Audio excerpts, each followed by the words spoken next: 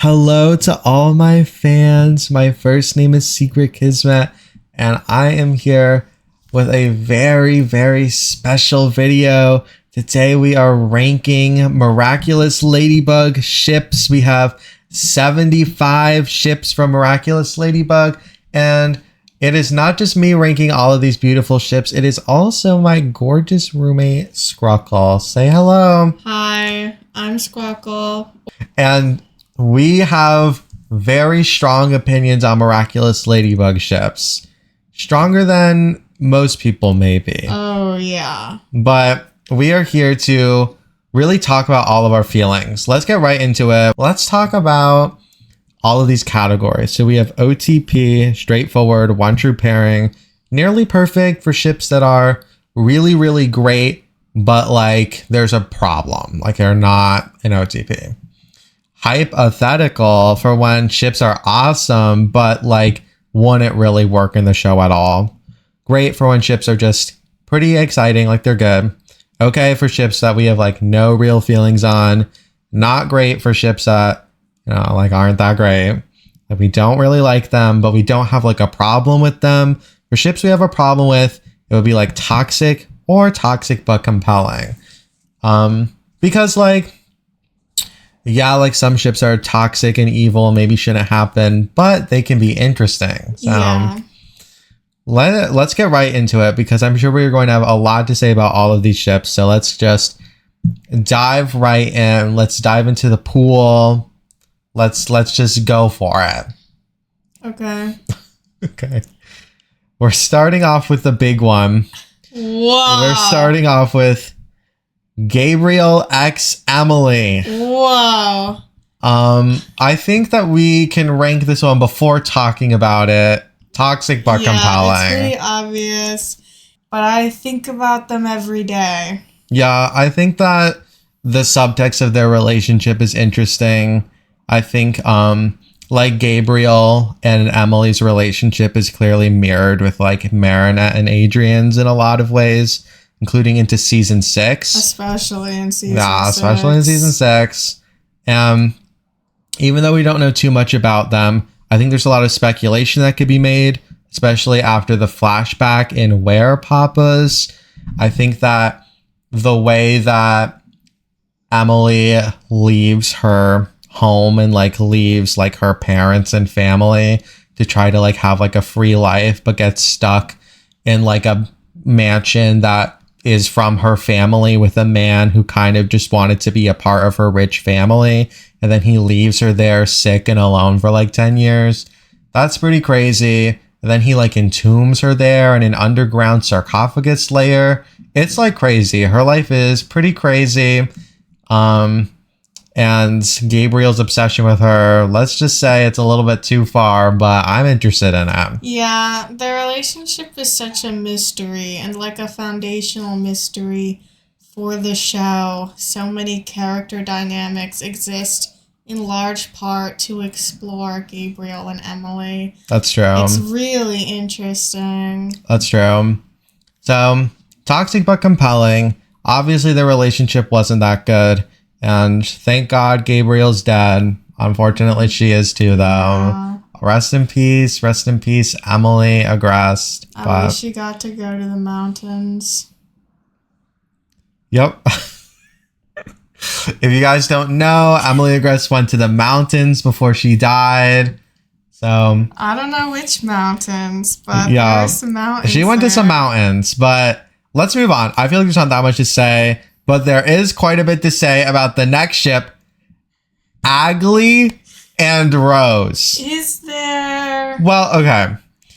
If you guys don't know, in the recent episode, Daddy Cop, all of the girls are talking about friends that they would want to have sleepovers with, and Rose mysteriously mentions a girl named Aglae.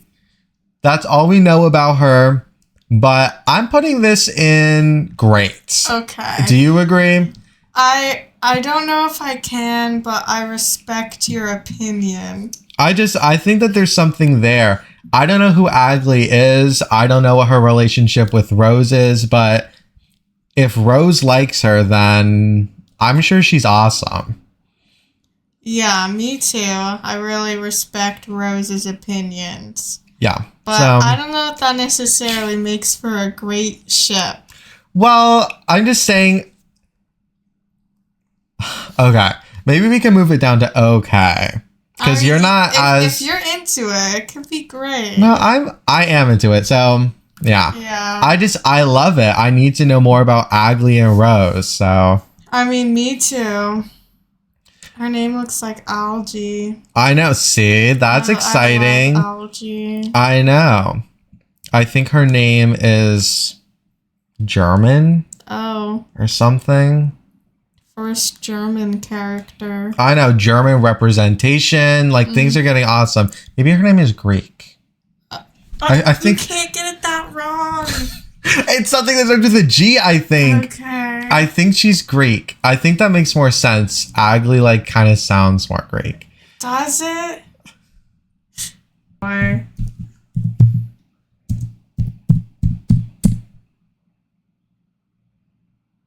Oh, it's French. I was almost certain that it was French. Well, I looked it up and it said it was like Greek. I don't. They were effing lying to you. Whatever. I think it's a great show. No German characters. Except for that German Shepherd and Chris Master. What? Yeah. Anyway, let's move on to another ship with two characters that we have seen the faces of. This is Andre and Audrey Bourgeois. How about you put them in toxic? Yeah, I wish I could put them in toxic but compelling. Yeah, I do too. It's like, the thing with Audrey and Andre is that it's supposed to be an abusive relationship. Audrey is supposed to be this like woman who takes advantage of him and uses him for like political power or something. Yeah. But like it's like not written well. It's supposed to kind of parallel Gabriel and Emilie. Mm-hmm. But it's like, well, what is Andre doing? Taking advantage of Audrey for political and social power. Yeah, it's like a mutual thing, so it's not really abusive in the same way that Gabriel and Emilie have an abusive relationship. Yeah. We should say, like, if characters, like the orientation of character relationships. Oh, that's a good idea. This is a straight ship. Yeah, in they're my both opinion. bisexual. Well, we have different opinions about that. Yeah, I don't see Emilie as bisexual. I see her as a beautiful femme lesbian.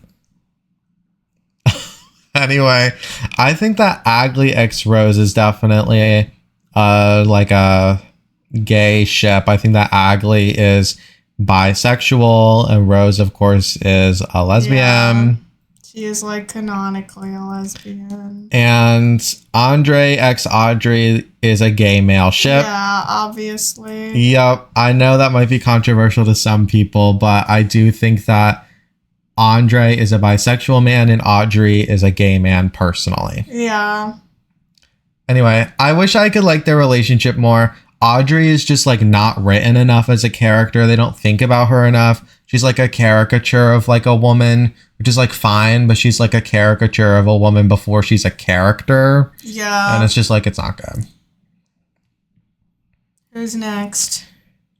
Penny and Jagged Stone. Put them in toxic. So toxic. They're like the most enraging relationship in this show. They're really, really, really, really bad. They are genuinely supposed to parallel Gabriel and Nathalie's abusive relationship, yet they do not subvert the way that Nathalie is taken advantage of by this wealthy man. Yeah. So Penny's just a woman who is perpetually taken advantage of by this man.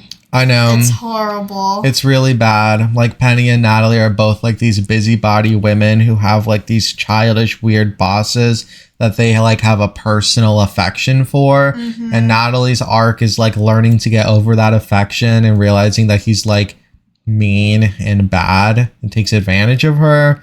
But Penny just loves him. I would also argue that Nathalie's arc kind of criticizes the idea of dating one's boss. That's true. As like something that's healthy for a relationship. And yet, Penny's doing it. I know. I mean, I guess she's not. They don't have a working relationship anymore, but that has nothing to do with their That's dynamic. true. That like happened like unrelated to everything. It's also creepy to me because Penny as a character in Troublemaker, when she gets akumatized, we're supposed to feel bad for her because she's being overworked and has to take care of everything, which makes sense. And I do feel bad for her. But then we're not supposed to feel bad for her when that happens to her with Jagged Stone in like the future, when she constantly has to like take care of things for her. I mean, for him, it's just not good. And it makes me even more uncomfortable because Penny is like a woman of color and Nathalie like isn't. And their relationships are so similar. Exactly. But Penny as a woman of color has to just like deal with it. So I don't like it one bit. Anyway, this is another gay male ship in my eyes. I agree with you completely. But I don't think Jagged knows. Wow. Yeah, I think you're probably right. He probably doesn't know. Yeah, he thinks that Penny's a woman and he's like, well, I'm gay, but like she's the one woman I'd go for. And then like under her breath, she's like, Wow. I hope there are more Penny ships on this list. I think there are. Good. Yeah, by the way, everybody, I did make this tier list myself, so it's got some of my personal favorites. But I think that Penny, like in that one weird episode in season 5 where everybody's venting to Luka, even though it's like inappropriate and shouldn't really be happening, I think that Penny has done that to Luka before, where she's like, I'm a man. And Luka's like, oh, Luka's wow, congratulations. Like, well, I'm a woman. Yeah, exactly. Yeah, so they can bond over that. So that's pretty cool. So next is, okay, finally we have got a good non-toxic, debatably, ship. Yeah, debatably. We have Alya x Marinette. So I do think that they're like flawed, which I would lead them to nearly perfect, but they're like they're my favorite Marinette ship and my favorite Alya ship. For the most part. You're getting a phone call. Anyway, I just don't know. Yeah, I don't know. They're not my favorite ship. I think nearly perfect is good because I think they have a ton of chemistry, but I just don't. I'll let you start talking about it. To me, I think we should add another category for end game. I think Alyanette is end game. What? I think the whole show is a slow burn of Alyanette. Wow, you're talking like this is Riverdale. Well, I'm sorry. It's okay, Sparkle. I'm a big Alyanette fan, and I understand why many people aren't. I get it, but I think if the show were perfect, and I don't think it'll ever be perfect, but I think if it were, they would be together. I don't agree. Wow. I don't agree at all, but I respect it. For me, I think that I respect it enough to keep the category and keep them in it. But for me, I really like Alyanette. If I was making this list on my own, I would be struggling to put them in either nearly perfect or hypothetical, because I think their relationship is really good and really interesting, but I think it's very uneven. Alya always helping Marinette with her love stuff purely because she's Marinette's best friend, and Alya never having problems of her own that Marinette helps her with. It's bad. And it's I think that Marinette would help Alya out. The show just doesn't write situations where it needs to happen, so it doesn't. I agree with you. I think I'm letting my headcanon get in the way of reality. Maybe we can put them in hypothetical. Oh, okay. And we could get rid of Endgame. let's keep it for now. Okay, maybe someone is endgame. Yeah, let's keep it for now. I think that this is a good ship. I really like them. They have some great moments. I know. I feel like Alya to me is such like a core of the show, and I think the show sometimes realizes that, but usually does not appreciate that. And I think Alya and Marinette's relationship is like very intentionally like kind of the starting point for the whole series. Yeah. And to me, that is very emotional. And I really like them. Yeah, I completely agree. I think that everybody's always mad that Alya and Marinette are like closer than like Marinette and Cat Noir, which I have a lot of feelings about that aren't relevant to talk about this second. But I think that people really underestimate Alya Net as like a ship, including a friendship. It's not just that they like have good chemistry and they like talk well, and I like seeing them interact as friends. They're really good like partners for like Ladybug stuff, for Miraculous stuff. They're really good partners. They bounce off of each other extremely well. There's a reason why Alya is the co-guardian. Mm-hmm. And I wish that, it's not that I wish that they were together in the show, but I wish they entertained the idea a little bit. I know they like can't because it's like gay, but I wish they somehow magically could. I mean, there are a lot of other gay ships, but I understand it's different for Marinette to be in one, even though she's dating Adrien. So. Oh yeah, we'll get to that. But yeah, it's unfortunate. The thing is that something that I personally wish happened, I don't think this like needs to happen, but I like the idea of Alya having a crush on Ladybug and then getting over it when she becomes Rena Rouge because she realizes it's kind of inappropriate. But then when she learns that Ladybug is Marinette, the crush comes back because now Ladybug is like a person to her, and that person is also somebody she already really cares about. Mm-hmm. I think that's compelling. I think it should happen. I think that the romantic drama of the show should include characters outside of like Adrien and Marinette, and it very rarely does. It should definitely include Alya. I know. I want Alya to date every character in the show. Me too. And we'll get to all the other Alya ships because there are a lot. A lot of great ones. Yeah. So, I don't know. Hypothetical is like good for them. Yeah, I think they could hypothetically be the best ship in the show. Mm-hmm. But as it stands, they're not really close. I know. But, they're good. Also, I guess I want to clarify that we have not seen Revelator, but we've seen other season 6 episodes. Yeah, for the future, for everybody in the future and even the present, we've seen up until the end of season 5 and Miraculous London, and we've seen the first 5 episodes of season 6 minus Climatic-Queen because it's not out yet. That's all we've seen of the show. Mm-hmm. So that is our basis for this tier list. Anyway, for the orientation of their ship, what do you think? Now that's complicated. It's so complicated. Because, okay, obviously I think that Alya is a femme lesbian. Right.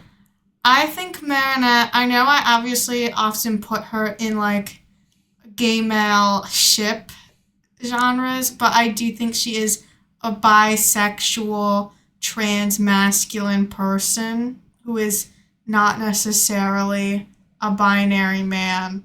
And so I don't know what the orientation, I guess they would be like a lesbian ship, like a sapphic ship. Yeah, that makes sense. I don't have the exact same feelings about their sexualities and stuff, but I do see them as like a lesbian ship. I see their pairing. Like when I think about their pairing, I think about the real show a little bit more than I think about like my headcanons for them. Mm-hmm. So I see them as like a sapphic show. Yeah, I do think in the real show Marinette is transmasculine, but I guess I'm probably in the minority. Yeah, I mean I do too. But like there's tiers to it. There's the real show, and then there's what secretly is the real show. Yeah. And then there's headcanon. So secret the writers don't even know it probably. I don't know. I think it's possible they thought of it. Oh my god. Next is Luka X Socqueline. Yes, I wish we could put this one in OTP immediately, but we could bring it down to hypothetical. I don't even know what I'm supposed to say about this one. Well, I guess that leaves me. Yeah. I like don't. This is like embarrassing because I love Luka X Socqueline. That's one of my favorite ships. But I like couldn't possibly say why. Of course, they've never interacted. And I know that if they got together, literally everybody in the world would hate it. Everybody would be so angry because they're like, Kagami got with Felix, who looks just like Adrien, and then Luka got with Socqueline, who looks just like Marinette. That's true. But whatever. Every other character in the show looks like Marinette or Adrien. Like every other character, especially Marinette. Mm-hmm. So like whatever. They're both artsy. They both have blue hair. That's just Luka and Marinette. You're right. I don't know. I like them together. I love Socqueline, and I think that she should be with Luka. And I feel like I don't need to justify that more. I think they. I mean, they're the same age. Yeah, they're the same age. Like I don't know. I can see it. And like, I'm pretty sure that Thomas Ashdrug has like talked about Luka getting a love interest soon. And really? It better be Socqueline. It's going to be, if it's Socqueline, everybody in the world is going to hate it. They're going to say it's boring and strange. And I know that everybody's going to hate Socqueline because everybody already doesn't like Socqueline. I once saw somebody call her so musty, and I've never been more angry in my life. Socqueline is incredible, and you better believe there are more Socqueline ships on this list. Well, I do love Socqueline, so this is embarrassing. I kind of love Socqueline more than Luka from the show, not adding any more like depth to his character mentally. I think Socqueline is better. I agree. Like in the show, not like applying my own mind to it, I do think that Socqueline is better than Luka. So I guess what's holding me back from loving the ship is Luka and not Socqueline, the character who's been in one episode. I guess maybe if I had to dive into it a little bit more, it's just like Luka's thing in the show is that he weirdly like helps people out. Yeah, that is but Socqueline is like really put together. Mm-hmm. So I guess that's good. They're like both put together. They both like art. It's not even that I think that they should date. I just think that they should hang out. I think they'd be friends. Yeah. And I think they're both interested in like LOL surprise dolls. Oh, for sure. So should we put it in hypothetical or what? Because I want to include you. I know it's hypothetical for me, but... We can keep it in hypothetical. Okay. Yeah. I mean, I don't really ship them. That's my confession. I'm sorry to the world and to all of the Luka X Socqueline shippers. The one that's in the room with me, because there are no more. I think I've seen at least one other person say it. Really? Yeah, but people just ship Luka with everyone because... Yeah, they just want him to have like a GF. Yeah. Or like a BF, but only if that BF is Felix or Adrien. Yeah. Not if that BF is Nino. Look, we'll get to it. Okay. But, yeah. Also, this is, of course, a lesbian ship. Yeah, I mean, of course. Yep. So, speaking of Luka X Oh my Nino, god! This is my favorite Luka. Literally, this is my favorite Luka ship. Yeah, I'll let you take the floor. I love Luka Nino. I just think there's so much potential. I think the reason that this ship could never be realized or even understood by other people is because I think they really botch Nino as a character all the time, repeatedly over and over. Yeah. But I think if you dissect Nino and look at like what's there, it's really good. And I think he deserves so much more focus as a character.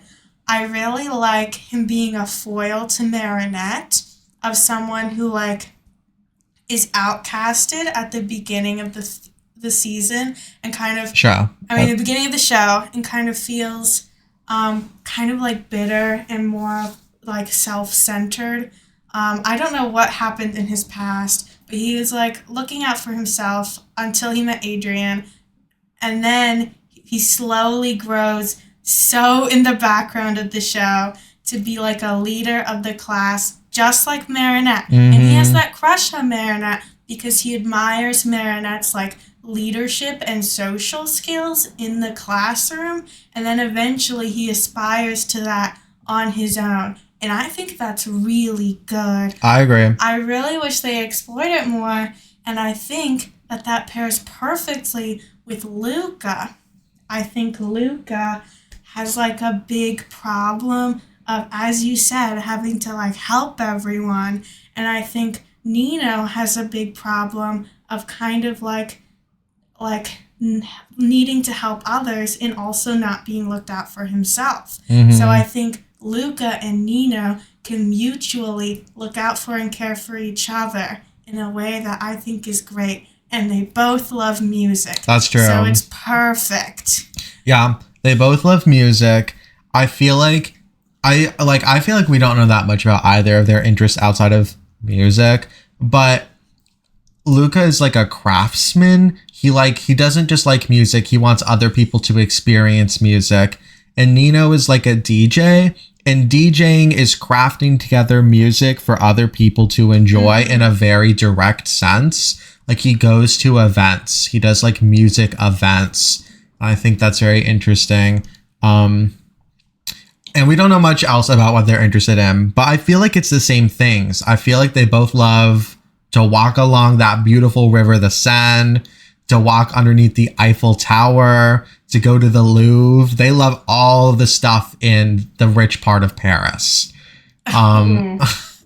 Yeah, but seriously, I think that they do have like the potential for great chemistry. It's not so much that with what's going on in the show, they could be perfect, but it's more so that I think if the show was interested in exploring them, they would instantly have perfect chemistry. I agree. I completely agree. It makes me really upset that the show is so uninterested in exploring them because they're both the ones who like music. So obviously, Nino should either collab with Kitty Section or be in Kitty Section. But the truth is, they do not respect the type of music that Nino makes. They do not respect him as a musician, as a DJ. So he doesn't get to do that, which I think is horrible. Yeah, I agree. And so what orientation is this ship? They are a sapphic ship. Nino Wow. is a he/him lesbian, and Luka is gender fluid trans femme. Okay, interesting. I respect that. I'll agree with you because I don't really have an idea of my own. This is more your ship than mine, but I do think they're great together. Oh my god, there are beautiful people walking outside of our house. I don't see them. They left. Oh. Also, it's the end game because the show will never show it, but they definitely end up together when they're 40. Sure. Yeah, when they're 40. No, put them in toxic. Literally, like, possibly the worst fanship. Horrible. I'm sorry. I feel like that's mean to everybody who loves them, but Kim is such a villain. He's so evil. And Max is amazing. That's true. Max is like by far one of the best like side characters. He might be the best like random person from their class. And Kim is definitely the worst. I know. Kim is like the most conservative of the class aside from Chloe. Mm-hmm. And I guess Sabrina, I would say he's equally as conservative as Sabrina, if not more. I think more. Yeah. Sabrina is like conservative in like a specific way that kind of stems from like loneliness. Yeah. And I think Kim's just like this. Yeah, like Sabrina's like growing past that in the show right now, and I don't think Kim ever will. The show like tries to force them together as like a friendship pairing because one of them's a jock and the other one's a nerd. So it's like Max is smart, so he helps complete Kim by being smart for him. And then what does Kim do for Max? Oh my Nothing. God. But oh my god, the beautiful people outside our house. oh, I don't see them this time. Yeah, wow. Full circle. But yeah, it's like, I wish I could say that their relationship is like good. I wish I could like them together, especially since like I genuinely love Max and he interacts with very few characters. But like Kim is just insufferable, and it's not even that Kim is insufferable in general. He's insufferable with Max. I feel like there's nothing between them. Literally nothing. Kim like doesn't like respect anyone, especially Max. Yeah. It's so frustrating. Like Kim is such a horrible friend for Max that they had to invent a robot friend for Max to have so that Max could be in a friendship pairing like everyone else in the class. I know. Which I think just kind of says all that it needs to about their relationship. I know. Also, I'm just going to say it. Kim is definitely like a cis boy and Max is a he/him lesbian. Again. Another one. So it's never going to work between them. It's never going to work between them. I personally see Max as a she/her lesbian. Okay, that's good. Yeah, I think that, yeah. I personally see Max as a transgender woman. Yeah. And I see Kim as a monster. Yeah, a monster. And the thing is that, like, I wish that Kim wasn't a monster. Like, I'm not trying to be rude to Kim. But, like, I just can't deny the way that he's written. I know. The show, for some reason, consistently chooses to use him as, like, a vessel for conservatism. I know. And it's like, it's not just once, it's a repeated thing. Yeah, and like if you don't really know what we're talking about, it's stuff like how in Party Crashers, Kim is like Kim is like the one who really wants all the boys to like go to like Adrien's house. And you know what? So's Nino, but that's so out of character for Nino. For Kim, this is very consistent. He treats Ondine so like poorly. He treats like all women he's around so poorly, including Marinette and even Chloe. He like wants things from them, but is not willing to look outside of himself at all. He's obsessed with swimming for some reason. And it's supposed to be like, it's like his trait that he's like a dumb jock. But he's dumb in the way where he's like socially inept and makes women cry. Yeah. It's just like, that's not fun. I know. He also likes that alternative truths. That's true. Show that is supposed to like be conservative. Yeah. And he was dark humor. I don't really That's true. He was literally in a Kumatai's villa named Dark Humor. I know. And he was like, nobody lets me laugh anymore. I know. Like, I don't know. It's like, it almost feels like they're like making fun of a certain type of like boy through Kim, but then it's like, why is he also a superhero? I know, exactly. They just can't be consistent with him, which really bothers me. We have talked about Kim a lot. We're talking about all these a lot, but you know what? I think that's a good thing. I think everybody in the world needs to hear this, and I mean everybody. Yeah. So anyway, F Kim, Max forever. Yeah. I know, like, never mind. Okay. Next is Kagami and Nathaniel. This is a surprisingly popular ship. You might at first be like, who would ever ship this? And people ship it because they both like to draw. Yeah. So I'm putting this in okay. For me, how do you feel? I would say, like, not great. They don't really have anything going on. Even in, like, a hypothetical sense, I don't really see them as being compatible. Nathaniel's pretty, like, kind of self-centered and grumpy, which I don't think is bad. I don't think Kagami would really like feel attracted to that kind of person. Kagami needs like a lot of care in her relationships, which is why her and Felix get along so well. Yeah. And I don't think Nathaniel would just really be able to provide that. He's a pretty cold person. It just wouldn't work out. Yeah, I agree. I don't think they would have a lot of emotional communication. Yeah. And I think that aside from the fact that they both like to draw, there would be very little between them. I can see them potentially being like framed as friends in the show, but like not in the sense that we ever see them talk on screen, but instead we see them like showing each other drawings in the back of a scene or something, which I think would be nice. But I like, aside from that, there's not much. They do actually have something. Oh. They are both victims of Lila. That's true. That's true. That's like a whole... Lila and Nathaniel is like a whole other topic that we could talk about that for a long time. And I feel like if we tried to start justifying the way we see them, people would think that we're crazy. Yeah. So maybe let's move on. Okay. Oh, God.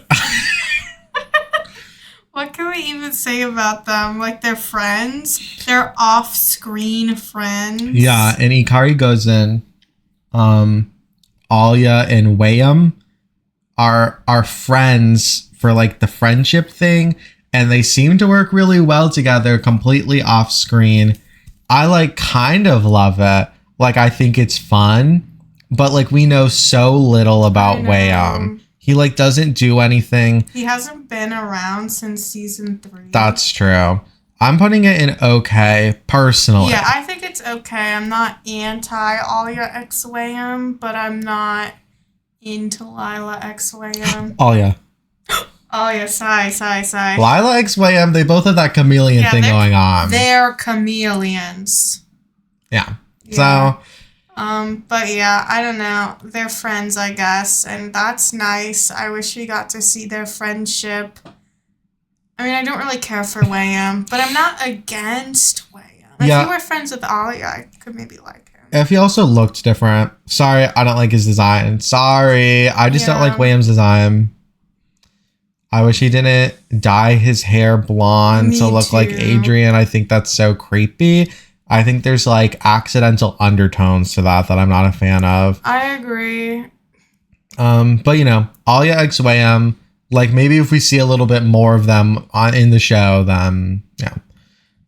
Next, let's talk about Tikki x Plagg. This one I think is pretty popular in the early fandom, especially when Sandboy came out and we saw them like bickering. People like loved it. Is this Tikki x Plagg or Aqua Tikki x Plagg? Aqua Tikki is Tikki, so it's basically the same ship.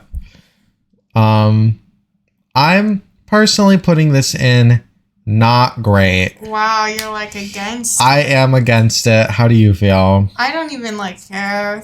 I just can't really think about them as a couple. Look, I'm actually a Tikki x Plagg hater. Okay. I really don't like it at all. I think that the compulsion to put them together is just a compulsion to put together any boy and girl. Yeah. Like there's nothing between them. They know each other. They're like, I don't know, they're like business partners. They're both like the same magical species and they're two sides of the same coin. But like they're just a boy and a girl. I do think their dynamic would be more annoying if they were any sort of romantic pairing. Yeah. Because Plagg's thing is that he's like a boy who doesn't give a F and doesn't give a F about Tikki and her dumb girly rules. Yeah. Which I do not like. I think it hasn't gotten like too crazy, this dynamic. I don't think it's been super misogynistic as of yet, but I think that it could be, especially if they are a romantic pairing. Especially since he like calls her sugar cube and like harasses her, which I think is weird. I don't think he should do that if she doesn't like it. Yeah, I generally agree. I think Plagg has been written way better in the more recent seasons. Sure. They make him like more emotional and they make his like originally very boyish traits of just like not giving a F be more of a thing where it's like he just like is bad with like expressing his emotions and he ends up like being pretty nice to Adrien and even forming a bond with Marinette, and it's nice, but there's no reason for Tikki and Plagg to date. It's crazy to me. They're also like the same person. That's true. They are just like a person split in half. I do think in the modern day they're kind of more like equally responsible and irresponsible after Plagg's development. and like exploring Tikki more, Mm-hmm. which is preferred to the girl being really responsible and the boy not giving a F. Yeah, I agree completely. Next is a canon ship. Is this okay? Aside from like these 3 toxic ones, this is like the first canon ship. I guess you're right, yeah. So Kagami x Felix, very exciting. I would put them in nearly perfect. Yeah, I really wish I could put them in OTP, but nearly perfect is better. Yeah, I really like Kagami and Felix. They haven't really done much in the show yet. And them getting together, I'll admit, was a little clumsy. It felt pretty rushed, but I understand because the season had a lot of ground to cover. I understand why, like, they only had, like, one kind of rushed episode. It was 2. And I think it's great. I love their relationship. It's really good. Yeah, I agree. I think that them getting together is the perfect direction for both of their characters. Mm-hmm. Kagami from Adrien really wanted like somebody who was like straightforward and like easy to understand, who would go out of his way to like be nice to her, but also somebody that could like be a little bit, I don't even know the right word, be somebody that she could stand up for. She gains this dynamic with Adrien where she tries to like defend him. She's the one who's making all of the steps forward to get him to like get away from his dad. And she tons of times with different akumatized villains, she'll try to physically defend Adrien and then immediately get taken out, which is like a parallel to the way that Adrien as Cat Noir acts as like this really defensive figure, trying to be really defensive of like Marinette or Ladybug sometimes. And then the conclusion for both Adrien and Kagami in season 5 is that they both need to like kind of accept help from others. Adrien like trusts Ladybug to defend him and like save everybody from Monarch, and Kagami opens herself up to Felix. Well, that's not true. She opens herself up to like everybody. She like goes out of her way to make friends. She goes out of her way to like put the safety of the world in Marinette's hands, and she goes out of her way to put herself in Felix's hands. She's like more open. Meanwhile, Felix is somebody who has like gone through a lot where he had like no agency. So him like having this agency over himself to make the choice to be in a relationship and being able to like help Kagami self-actualize her own agency and her own self is like very positive. It makes sense. It's good for both of them. So I like love the development of their relationship, and I'm excited to see more of their dynamic. I agree. I think it moves both of their characters forward in like the perfect way. Yeah. Everybody has mixed feelings on them. Some people really like them because they're cute. Some people think they're creepy because they think Felix is creepy, which I can't blame them for, because in his debut episode, which is one of like 4 episodes he's been in, he is creepy. He's mean and selfish and acts crazy. And then with Kagami, she's like in his arms a lot.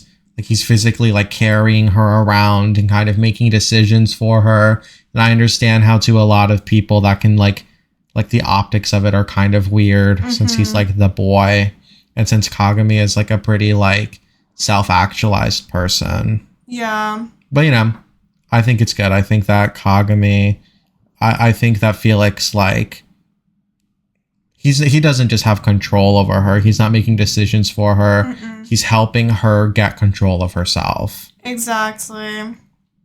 I'm excited for them to do stuff in the future. Me too. I think they're like a great pair.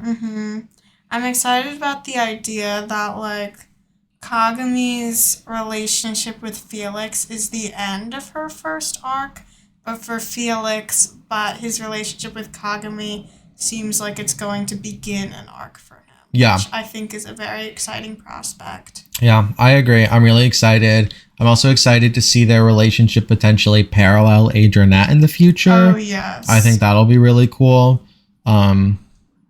Because like Kagami is already like an Adrien parallel, and Felix, I think, very easily could be a Marinette parallel. So I'm excited to see that. So nearly perfect because their relationship isn't exactly handled great. And because in his debut episode, Felix is crazy. Oh, he's so crazy. He's so crazy. But, you know, they're basically an OTP. I know. His debut episode was so dooming. The next ship. Oh my god. This one's all you, Sprockle. This one's kind of rough because I really ship Tomoe and Audrey. However, not necessarily the versions of them that exist in the show. The versions of them that exist in my mind. So, since we're kind of referencing the show for all of this, I don't know where to put them. Well, I think we should put them in hypothetical. Yeah, I agree. But you should talk a little bit about how they work for you. I mean, like, just go ahead and do it. I don't know if I can. Well, okay. I do have to say, I think both of them, I think this is a lesbian ship. And I know that's controversial. Oh, right. Gay male ship. Oh, yeah, gay male ship. Okay. I know that's kind of, like, contradictory because Andre and Audrey Oh, right. are a gay male ship. And here's the thing. In the show, I think Audrey is a gay man. Yeah. But in my AU, which I have, she is a femme lesbian, and so is Tomoe. Wow, femme for femme. Yeah, femme for femme. How did they meet in your AU? Embarrassing. Say it. Well, they're both like closeted lesbian rich women. Oh. And they met and Tomoe was like, we should just like be together and not be rich. And Audrey was like, no, I'm going to marry a man because I want to be rich for the rest of my life. And that ruined Tomoe's life, and she became Bill Gates. Oh, wow, like, okay. Like really rich and evil. You think that happened to Bill Gates? No. But I was like, she became evil. I wanted to compare to a specific person, like an evil, really rich tech CEO. Right. And she just committed to that forever. And they are together as adults, and they're really evil. They don't give a F about anyone. They don't give a F about their children. And that's what they're doing in the modern day, and they want those Miraculouses. Yeah. And in the show, I think that Tomoe is Mr. Lee. Zoe's mysterious father. I think that's Tomoe. Oh my god! That she doesn't live in New York City. I think, like, I don't know. I think she's been there a couple times. Yeah. Wow. Tomoe's second child. Yep. Well, more like third. I think she has another one. Look, we don't know that much about her. Oh. You should talk about Tomoe and Audrey in your AU. I can't be the only one with a crazy AU. Okay. Well, in my AU, it's simple. My AU is much more grounded in the show. In my AU, Tomoe and Audrey, they're not like together, but they're like obviously like businesswomen in cahoots with each other. And when Gabriel like dies, they're like the only two remaining people from like when Gabriel dies and Andre like leaves this sphere of people, they're the only two people remaining from like their original group that are like still together and like evil together as like rich people. So I think they like grow closer because of that. And it's not like romantic, but to me it's romantic, maybe. Also in my AU, Audrey wears a big witch hat. Which is similar to her iconic big hat. Yes, and Tomoe is a nudist rock star named Star Tomb. Which I think is amazing. Thank you. I think that is what she should be in the show. Yeah, I think she already, like I said, we don't know that much about her. I'm not saying it's impossible. For me, the thesis of Audrey and Tomoe as like an evil couple is that they're like feminists, but they're like wealthy cis women and want the world to revolve around specifically them as wealthy cis women.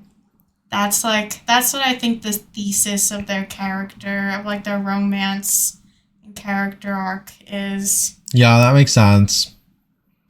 To me, I wouldn't call them cis, but I got it. Yeah. Next is another big one.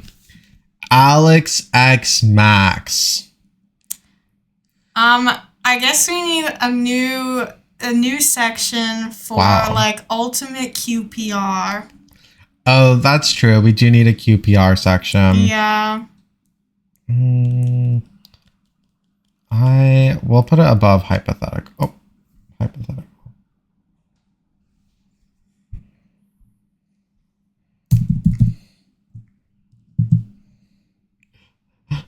No. That's an H.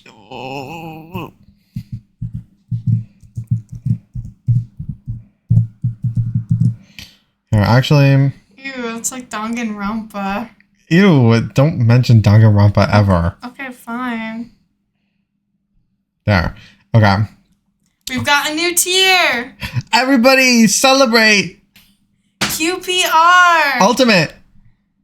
I think Max and Alix are the ultimate QPR in Miraculous Ladybug. I love their relationship. Yep, and they're friends. They are friends. Yeah, they are friends, and that is canon. And I think they're in a QPR. I think Max is kind of one of the person, aside from maybe her dad, that she visits most frequently now that she's Bunnix. Yeah. I think she visits most of her old friends rarely, but Max often. Yeah, I agree. And they play chess or something or whatever they do. Yeah. And like Alix is confirmed to be aromantic, and I personally take that to be that she has like no interest in like a relationship at all. But I do think she's in a QPR with Max. I think it just makes sense. I think they're kind of a perfect pair. I know. I feel like we should talk a little bit more about like their dynamic, but I don't even really know what to say. I just think they have similar interests. I think that they both like to, I don't know, game. They both like to game. They both like have hero hearts. Yeah. Like Max is like one of the best like superheroes as Pegasus. And Alix is like also one of the best superheroes. She's like a very naturally heroic person. She did that like stuff with Kim. She's like, I'm gonna free all my classmates from your stupid bets all the time. Exactly. I think Max is like a similar kind of person. He specifically is really into like math and technology, but specifically as a way to like advance and aid the world. Yeah. And I think that's very heroic too. I think they're both like have noble hearts that like reach for each other in their magic QPR. Yeah, exactly. I think that I think their relationship is like very much founded on the idea that they're each other's like, I guess, kind of like home base. Yeah. Like I think that they're able to talk to each other about basically anything. And even if they don't always have the most casual relationship, I think they have a very, very deep relationship. Yeah, I agree with you. Like I think that they're able to talk to each other about like anything going on. And like when before Alix was Bunnix, Alix obviously has this older conservative brother that Alix is really like embarrassed by because she's trans. Yeah. And it's like, and this time I'm not saying that in the way that I'm saying that all these other characters are trans. I like actually think that she's like supposed to be trans. Because she has like this arc about like understanding herself, going off on her own, and getting to be fully realized as like this awesome woman who gets to do whatever she wants. And a big struggle to that is Jaleel, her older brother, who like hates her and thinks that Ladybug took his sister away. Yeah. It's like, I don't know. It's like a whole thing. But I think that when Alix was like dealing with that at home before she transitioned to become Bunnix, I think that Max was like the person that was able to help her. I agree with you. Jaleel is such a villain. I know. Like, he literally said, Ladybug took my sister away, and then his dad was like, she willingly became Bunnix. As in, she willingly became a woman and was not coerced by anyone. I don't know. I think it's intentional as well. Yeah. Oh, wow. So close to the beginning of the list. Oh my god. Oh my god. Amelie x Nathalie. They are the OTP. Yeah, they're like the OTP. Yeah. Out of all ships in the show, I genuinely think they're my absolute favorite. Mm-hmm. They are perfect together. So perfect together that I can't even describe it.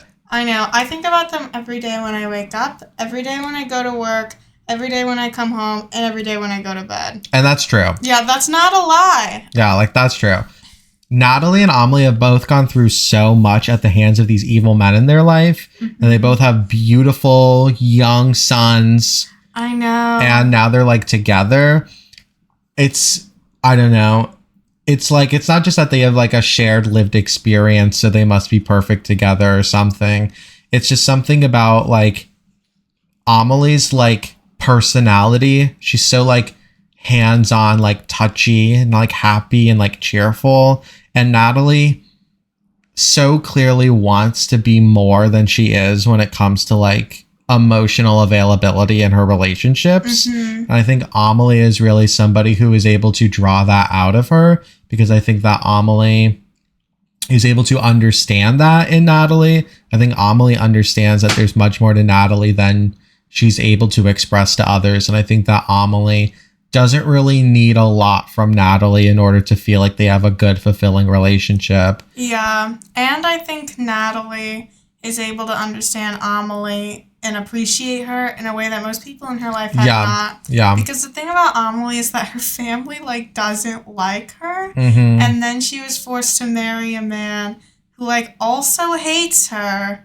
Her whole life has just been people hating her. Yeah. And liking her sister better. I know. And I don't think Amelie feels that. I mean, Nathalie feels that way about her. Yeah, I think that Nathalie understands that Amelie is like intelligent and cool, and that her cheery demeanor isn't just like her personality, but instead like a showing of her like strength and humanity. Mm-hmm.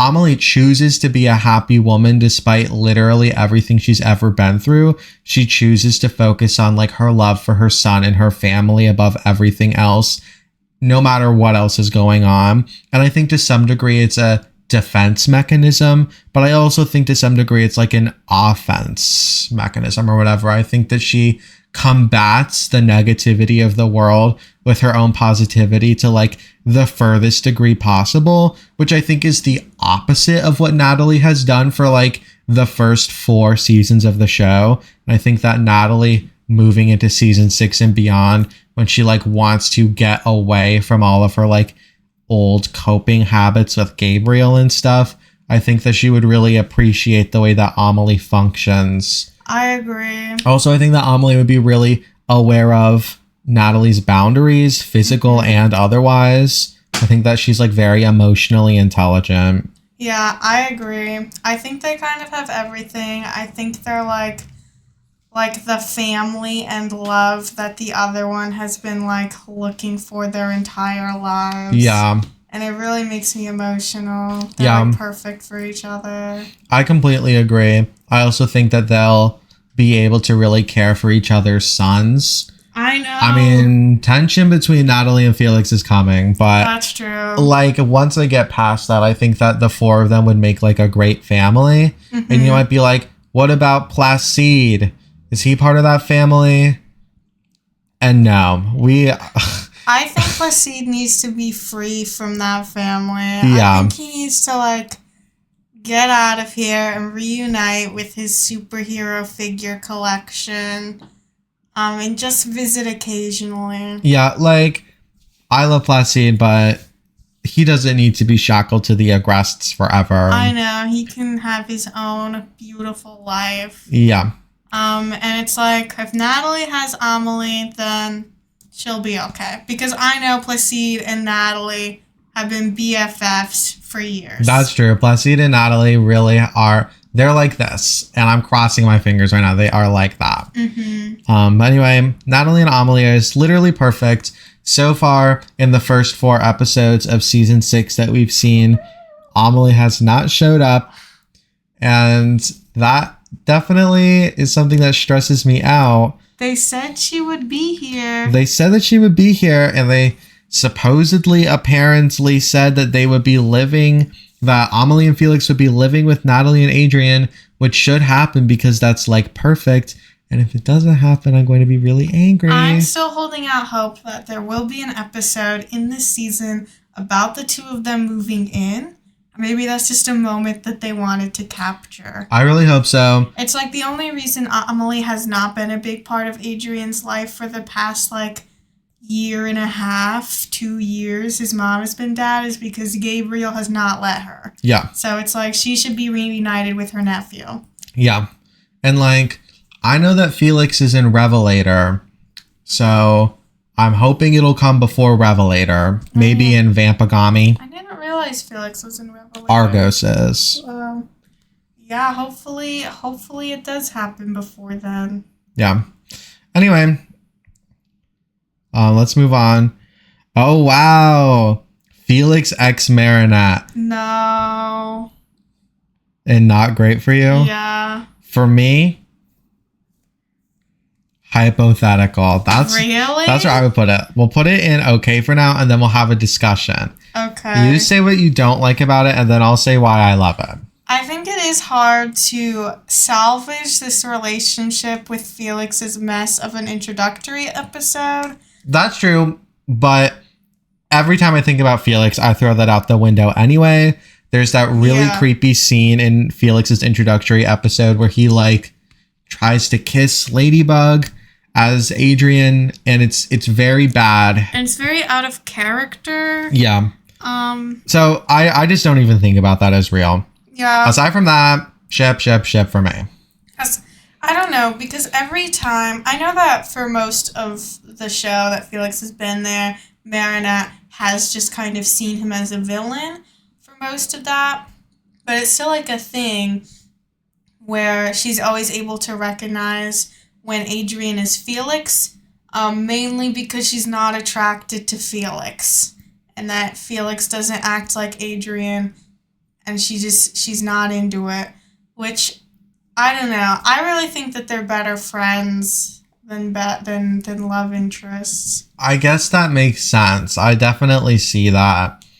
For me, I think it's like hard to explain, but I'm like very into Felix and Marinette's potential dynamic when it comes to like, I guess, miraculous stuff. Oh yeah, for sure. I think that the fact that they both like mutually trust each other despite not knowing each other at the end of season 5 or towards the end of season 5 is really interesting.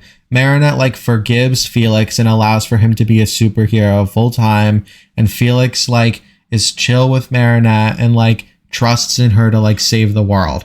And like I get that doesn't really mean much. They just like have a little bit of mutual trust now. But to me, it's really interesting. I think there's a lot there. I think the fact that they both know who like, well, I mean, he knows that she's Ladybug, but they also both know that Nathalie was Mayura and that Gabriel was Monarch.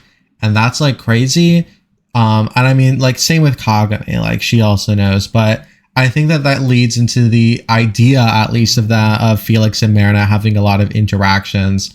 And I don't know. I kind of love it. I mean, I also for sure think that there's like a strong connection there, especially with season 5 and Marinette making the decision to like forgive and save Felix, and them having, I think, just like a lot of trust in each other, this kind of deep, unshakable bond. But they haven't even talked since then. I know. And I think it's like more compelling with them as friends with this deep, unshakable bond than as romantic interests. I guess that makes sense. Let's keep it in okay. Okay. I would put it in like great, maybe. but let's keep it in okay because we have differing opinions and I can't even really justify my opinion. So I'm okay with keeping it like this for now. I do like that they're parallels as characters. I think that's really compelling. Felix briefly has a thing where he's like, wants the best for Adrien and wants to save Adrien by being very controlling and deciding exactly what Adrien's life should look like and erasing all of the people from the world except for a couple that he thinks are okay. And then Adrien's like, no. And he realizes that's wrong and changes trajectory with his life and changes as a person, which I think is interesting because that's currently the arc that Marinette is going to go through, but like a lot slower. Like a more drawn out arc of that with Adrien, which I think is really cool. I really like that Marinette and Felix are these character foils, and then they also have this deep, unshakable bond from this experience that they've shared. It's really emotional. It's really good. I know. And I'm really excited to see what they'll do with their relationship with them in the future. I don't necessarily want that relationship to be romantic, though. I do. I know. I want Marinette to break up with Adrien and then date Felix. People will be so mad about I actually don't want that at all. If that did happen, people would get so angry that I think like an earthquake would occur. Yeah. But, you know, like I don't want that to happen. But if it did happen, I would be open to it. I've never seen any Felix x Marinette shipper. I know. I'm kind of surprised because I see them both shipped with a lot of people all the time. Yeah. But never each other. I get it though. Oh my god. This next one is the first of many Lila ships. Adrien x Lila. Where are you thinking right off the bat? I'm not really into it. I get the potential. I like see it, but it doesn't resonate with me over like similar dynamics that each of these characters have with other people. I agree. I'm thinking of keeping it in okay. Yeah. What I love about Adrien and Lila is that like they did explore this dynamic, I think, very, very well. It happened really quickly, but in season 3 specifically, when Adrien is like reaching out to Lila and is like, I know that you're a liar. I know that all the things you do are for attention. And I'm okay with that. I don't like approve of it, but I'm okay with it. And I'm willing to be your genuine friend. You probably just want a genuine friendship. And I know that you must want to be seen for your real self. So, like, be my friend. Let's go together as beautiful friends. And then Lila's like, why would I ever want to do that? And like just doesn't like him and doesn't like reciprocate or respond to it at all. I think it's like a perfect thing to do with Lila's character, because a character like Lila, who's always lying about herself, the immediate thought is that she just wants to be genuine with someone. And if somebody just reaches out to her, then things will be okay.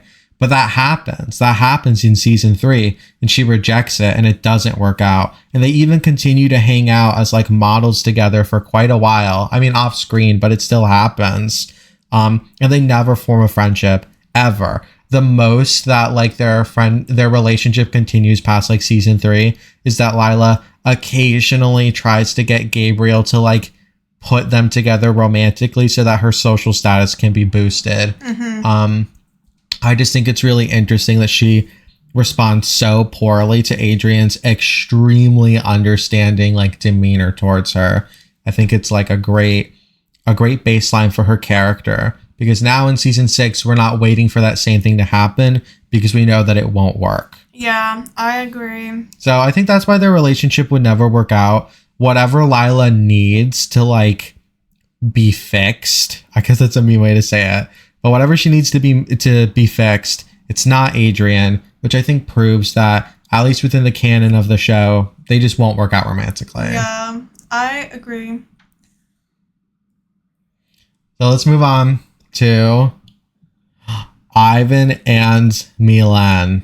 Put them in like, I don't know, like OTP or even Endgame. I think Endgame should be for like a mix between hypothetical and OTP. Right. Where it's like perfect, but like it would happen in the future maybe. Yeah. And it's not currently happening. Like these are happening. So OTP. Well, I love Mylene. Oh, wow, their ship name. Yep. I agree. I think they're literally perfect. They're definitely one of the best ships in the show. They really are. I don't have anything to say about them. Everything about them is already in the show. Yeah, that's true. They're like a very straightforward couple, but a really nice couple. I really like the way that their values complement one another. And I'm so excited for the Ivan episode that's going to be coming out very soon in season 6. Me too. I so love excited. Ivan. And I love Mylene. That's the thing. I love both of them. Mm-hmm. And they also just happen to be like perfect together. Yeah. Exactly what the other one needs. They're so great. Yeah, I completely agree. We were talking about this yesterday. They're both like, they start out, both of them as like fat tropes. Yeah. Ivan's just like a gentle giant. Mylene is like a shy fat girl. But like they grow like pretty far beyond those tropes. Mm-hmm. And the stuff that they like do in the show is like pretty aspirational. They're both supposed to be like really cool people. And I think that's like great. I love that. I love that they're social activists and that's like an awesome thing about them. I love that Ivan is like sensitive. Mm-hmm. I love that they have like a very physical relationship. They're like always like hugging or like holding on to each other. I think that's like interesting and cool. I just think they're great. I agree. I think they're perfect. I think it's sad that no one really gives a F about their relationship or them as individuals because they're fat. Whoa. I guess I just have to say it. I kind of never see Mylene in ship art, and people kind of trash on Mylene all the time for no reason. That's true. And people really don't care about Ivan at all. And it's not because they're boring characters, especially Mylene. She has so much going on, but even Ivan, I think, is very interesting on his own. It's simply because they're the fat ones, so people don't care about them as much. I know. Mylene is also, unfortunately, the victim of a ton of, like, race debate. Mm-hmm. She has That's locks. True. And at least when she was initially designed for, like, season 1, she was definitely not intended to be black. Now in season 6, I do think she's supposed to be black. Yeah. But the fact it's not been confirmed is bad. The fact that like you wouldn't really be able to tell is pretty bad. It's just I know, it's awful, and it'd be so easy to confirm it. I know she has like the Rasta pin now. Yeah. And I take that as confirmation, but I think it'd be very easy to assume that they were just using that symbol because she's like a hippie. Yeah. Which I think is a bad possibility, but it really is quite possible. You were talking about a while ago how even if we just like saw like a photo of Mylene's mom and she was clearly black or something, then it would be over. Yeah. It also doesn't help that she now has like these like completely straight bangs. That's true. It's too much up for debate. And which I think is why people don't engage with Mylene as much as a character, which I know. I understand. It's such a tragedy, but I completely get it. Yeah, I get definitely. why a lot of people think she's white. Yeah, I get why so many people are so uncomfortable with her character.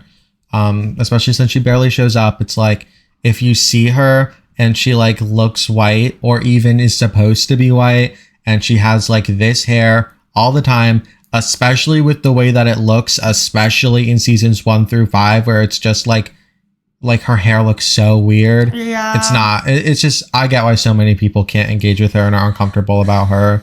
It like sucks. I know. It really makes me sad because Mylene's an amazing character. And I think there are so many ways that the writers could just end this debate forever. And people wouldn't have to be uncomfortable anymore. Yeah. That's really it. Yeah. And you know what? They need to confirm some other characters because I know. Did you know that Alix and Wayhem are like both like African characters. You wouldn't know that.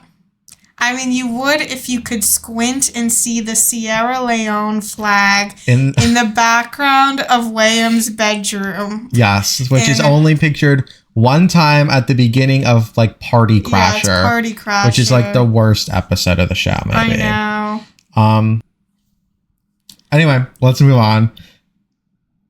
Oh, this one's in... let's put this one in Nearly Perfect. Yeah, that is sensible. Gisele x Caline. Pretty great. I love them. We've seen very little of them. Caline is a character that's up for a lot of debate. A lot of people don't like her in ways that I think make sense.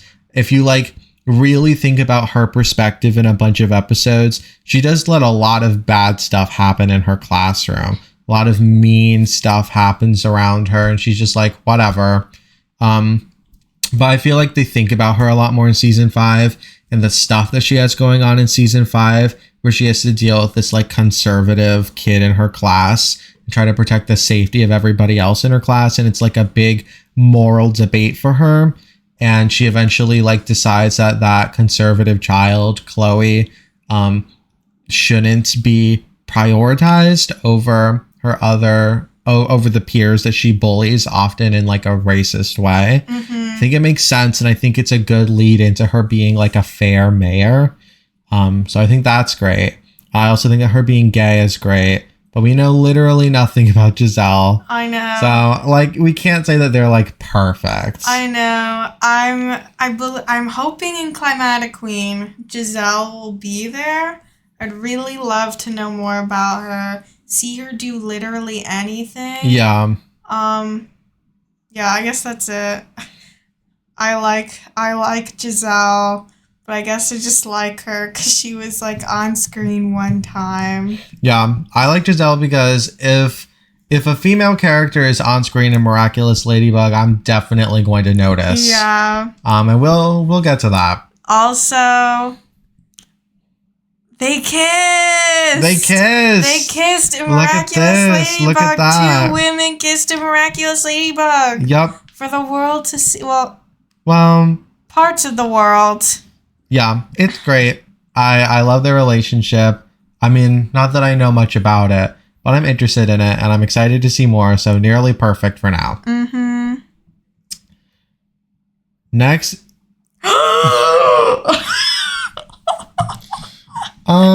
Speaking of female characters that show up in the show, this is Nathalie X, the mean misandrous doctor.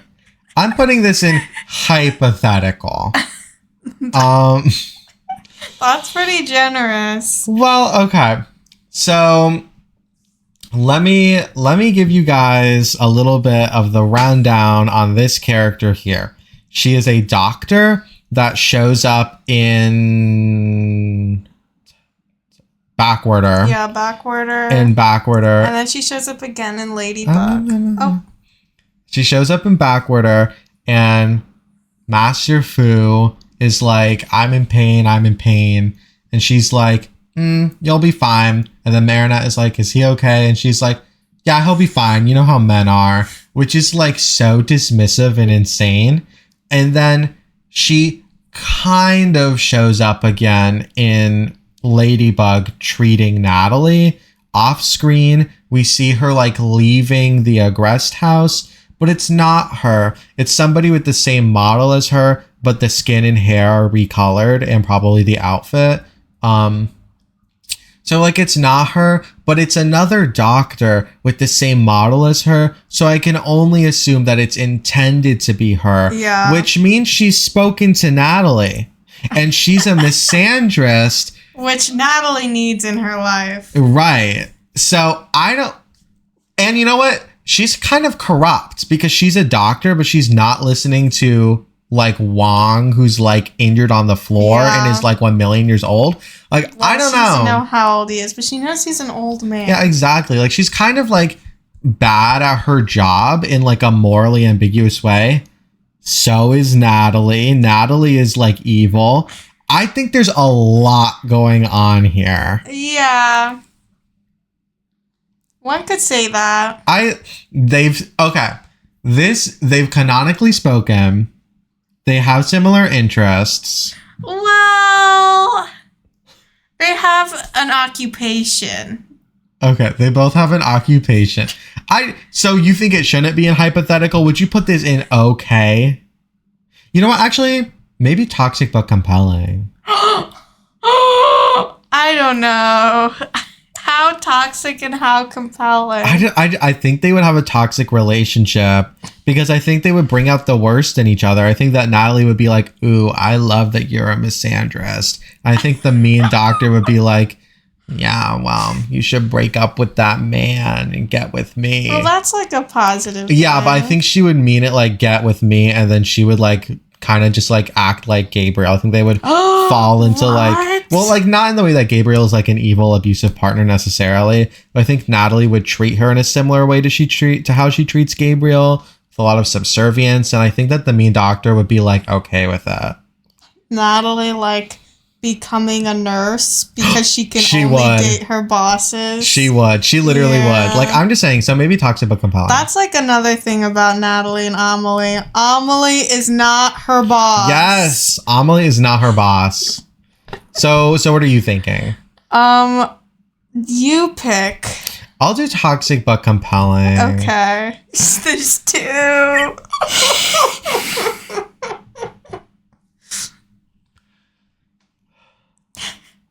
I wish I could put Adrien and Lila up further. Oh my god, we haven't done sexualities in so long. Oh my god. Okay. It. For them, well, I feel like we've already talked about it. For Mylene. Well, they're straight, but not in the way you think. Yeah, they're straight, but not in the way you think. Yeah. I think we can leave it at that. Mm-hmm. Obviously lesbian, femme butch. Like, she's femme, she's butch, obviously. Yeah. Obviously. I mean, have you seen that, like, bike she rides? Yeah. And that bike had one spotlight on the front of it, and it was pink, and it was shaped FEMME. Have you seen her skull belt? Yep. That's like, what could be more femme? Exactly. This is also a straight ship, which is why it would never work. Well, it's like a straight ship, but it's secretly a gay male ship. Well, yeah, but Lila would never tell him. Yeah, Lila would never tell him or anyone. This is a lesbian ship in an evil way. Yeah, just like Audrey and Tomoe. Yeah. Like, I don't think either of them are bad people. I think if they were together, it wouldn't be good. Right.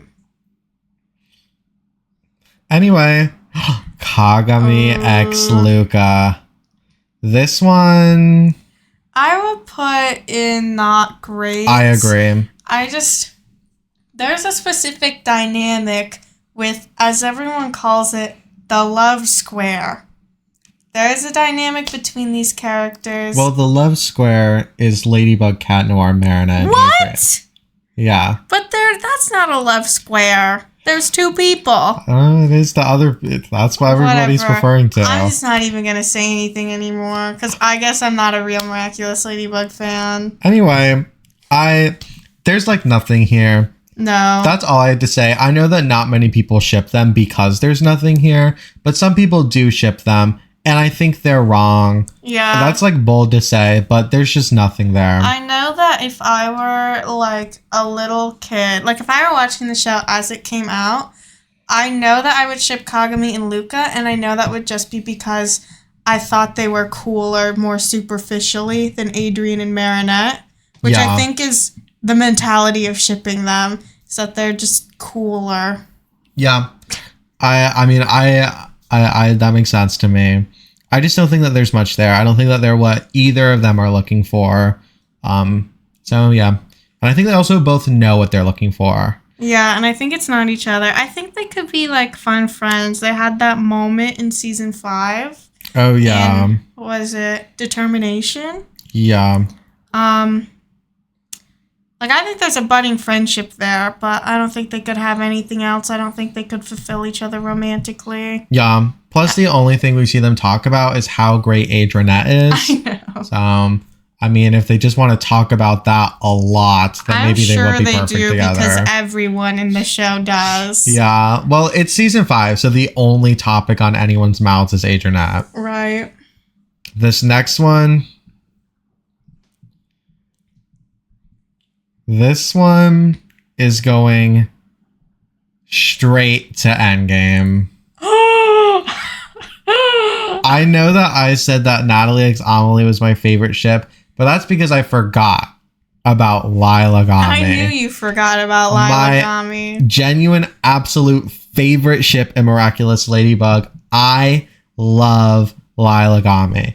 And it's not even for like an AU reason.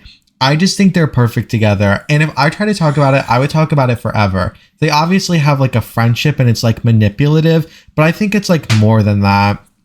I think that it's really interesting that Lila specifically seeks out a friendship with Kagami. I don't really know why she does that. Lila is like kind of a lazy person. I mean, no, she isn't, but she's kind of lazy when it comes to her relationships. She like doesn't like go out of her way to do friendship stuff with people unless she like directly wants something from them. And yet she still goes very far out of her way to like constantly be there while Kagami is just like practicing like fencing or whatever that's supposed to be. It's not fencing. I don't know what she's doing with her mom. Maybe kendo? No. It doesn't really look like kendo. Yeah, I don't know. I'm sure it's something. I'm not trying to be ignorant, but I think it's interesting. I think that if we saw more one-on-one time of them like talking, there would be so many more shippers of them. I think that if you think about like their dynamic alone for even like a second, I think your brain will like expand and explode because you'll love them just as much as I do. I mean, if I had my way, I would put them in toxic but compelling. But I guess they're endgame to you. To me, like, that's the thing. It's like, I think in season 5, they're toxic but compelling.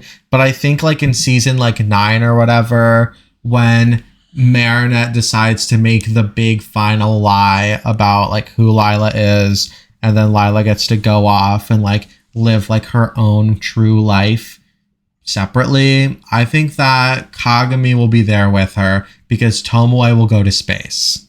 That's my prediction. You have really confident predictions about that. I do. And you know what? In Vampigami, if Kagami gets akumatized, I think it's going to be because she misses Lila. That's not going to happen. No, it's never going to happen. She's never going to talk about Lila again. They're never going to talk again. But whatever. I don't even have much more to say about this. It's perfect. Yeah, I agree with you. Do you? Well, I support you. Okay. Yeah, I guess let's move on. I just can't talk about it anymore. Oh, Lady Noir. Yep. Or whatever. I didn't really include many ships that are superhero forms, but I included them. I'm putting them in toxic. Oh, wow. I was going to put them in not great, but I agree with you. It's like, I think the whole point of their ship is that it's toxic. Yeah. And it's not even just the fact that Cat Noir for like a very long time was like harassing Ladybug, because that did happen and it was pretty bad. I think it's just like, I think the whole point of their dynamic as superheroes is that it's like not authentically them and not authentically the type of dynamic they're really supposed to be having. Mm-hmm. I think that it's much healthier currently with where we're at in season 6, but there's no reason for them to be together specifically as superheroes if Adrien and Marinette aren't together. Mm-hmm. It's like Lady Noir will be good when they know who each other are. Yeah, just the notion that they would be together but not like Marinette and Adrien is really weird because I guess I'm going to compare it to Gem and Rio from Gem and the Holograms from the 80s. Yeah. Is that like that's just like a fake version of Gem's a fake version of Jerrica and she is not Gem all the time. That's just like what she is at work. And so her relationship with Rio and Riot is inauthentic because this is like a different version of herself that's not accurate to who she truly is. And that's like the same with like Ladybug and Cat Noir. Would you really be in a relationship with someone that you only see at work and you're only in a relationship with them at work? You wouldn't, because you aren't yourself at work. You're whoever you are at work. Yeah, exactly. And it's like, you can argue that Cat Noir is kind of a true version of Adrien. That's like not true. No. But like he at least likes being Cat Noir. But Marinette is not Ladybug. Mm-mm. They're not even remotely the same person. I think that people who are really into Lady Noir, they just like the like tropes that the two of them fall into, which I think is fine and respectable, but that's just like not how I view things. So I just like don't get it. Like it doesn't work in my brain. It's already stressful enough for Marinette and Adrien to be in a relationship. There's like a huge part of their lives they can't share with each other. Imagine if they were like with each other the minority of the time and they couldn't share their relationships from their real lives. Yeah. That would just be so much more stressful, even if it were like a functioning relationship. Yeah, absolutely. I completely agree. A, B, C, D. Oh, wow. Aglae.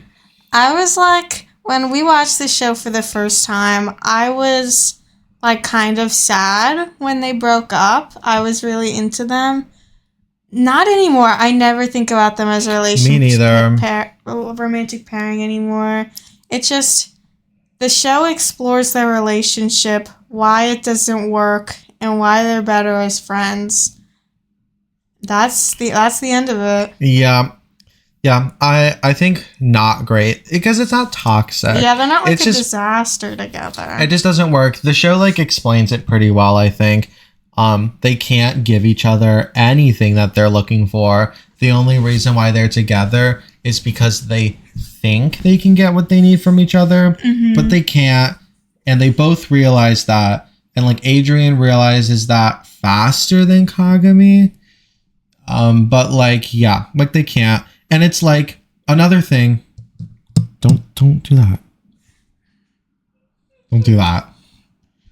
Another thing is that this list is not any like polyamorous ships, as you can see. That would be a whole other scenario. If we're talking about like Amelie, that's different. I ship Amelie. No, me too. Even though like that's kind of counterintuitive because I think that the two of them don't work as like a single couple. It's like whatever.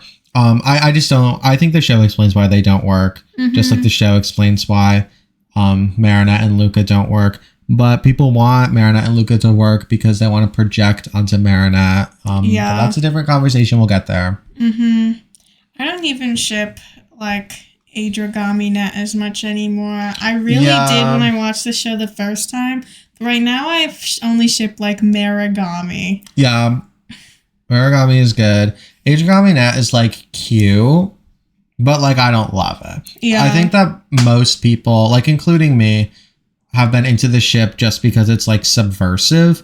It's like a love triangle. So what if they all date each other? Also, like Kagami and Marinette are like girls, but they should be like dating each other. Yeah, they're like teased as being kind of into each other sometimes. Yeah. But like, yeah, I just don't like ship it. I get why other people do though.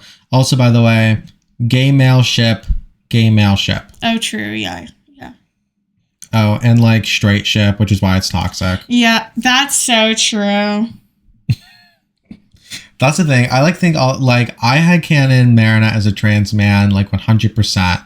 But I think all the time about how if she was actually written that way, her persona of like Ladybug would still have to be like a girl. And that's like so interesting. Yeah. I wish the show could explore that. I mean, I think that I can project on the show and pretend that it does.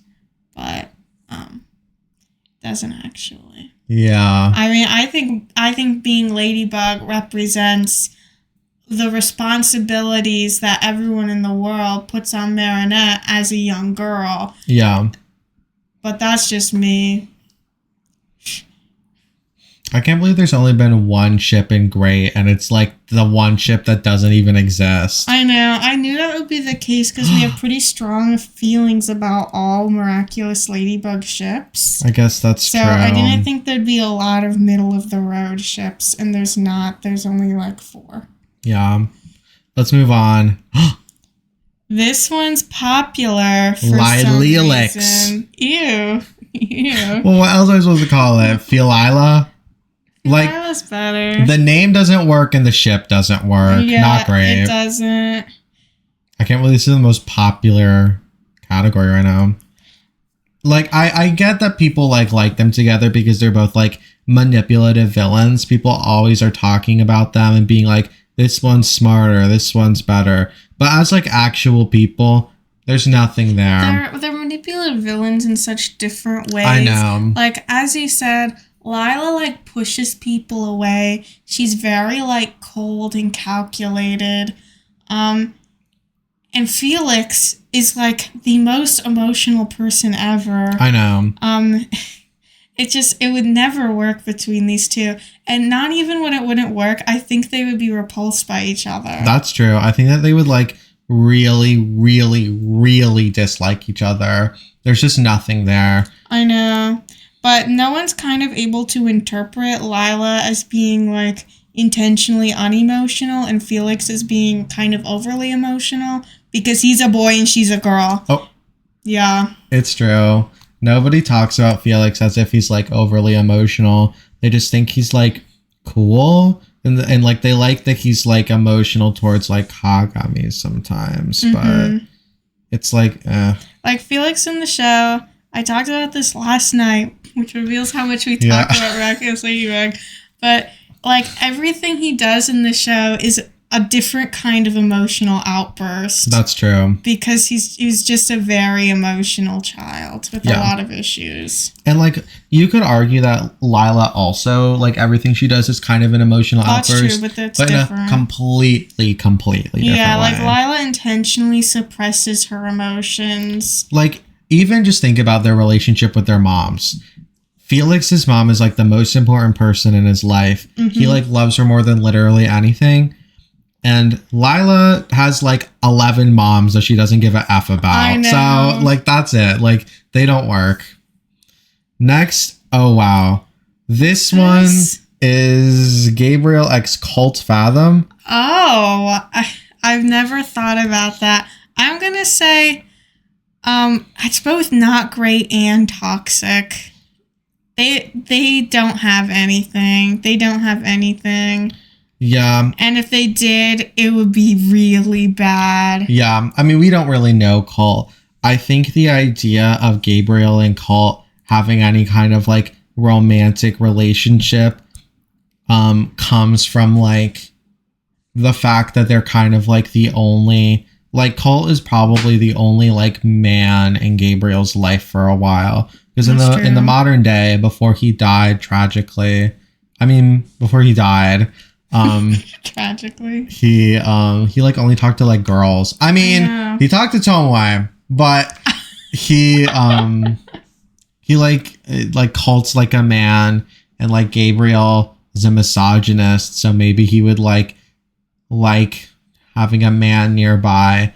I think that's, like, the logic of so many ships that so many people have in so many different things. I know. But, like, it doesn't work here. We don't know nearly enough about Colt. All that we know about Colt and Gabriel is that they didn't respect each other. Yeah, Colt's kind of like Gabriel's Gabriel in the sense of Lila's relationship with Gabriel. Yeah. Colt was, like, the barrier to, like, his life and him being, like, a rich and famous individual that he orchestrated the death of elaborately. That's true. So that he could overcome him. And that's exactly what Lila did to Gabriel. Colt's just that to him. Yeah. And I don't really think they have much of an emotional connection aside from the fact that they really just don't like each other. Yeah. So, toxic alert. Toxic alert. Oh, Adrinette. Okay. OTP. Yeah. People try to act like Adrinette is overdone, uninteresting, or not very deep. And if people genuinely have that opinion, that's fine. But I think a lot of people hold that opinion because they want to be special. I know. The show does a really good job of exploring their relationship, especially in the modern day. They're so endlessly interesting and emotional. And they're a gay male ship. Yeah, they're a gay male ship. They're both transmasculine. Yup. Mm-hmm. Yup. So there's not really much more we could say. A lot of people hate Adrinette. A lot of people hate Adrinette because Marinette is a stalker, to which it's not like I don't understand why some people would be a little bit uncomfortable about it. But I think most of the time when people say that, there's a lot of misogyny imbued into that sentiment, especially when people don't have the same standards for Cat Noir. Mm-hmm. Also, like, Marinette is a very cartoony character. In season 6, she specifically is the one that moves around in like cartoony ways and like jumps on the walls and stuff.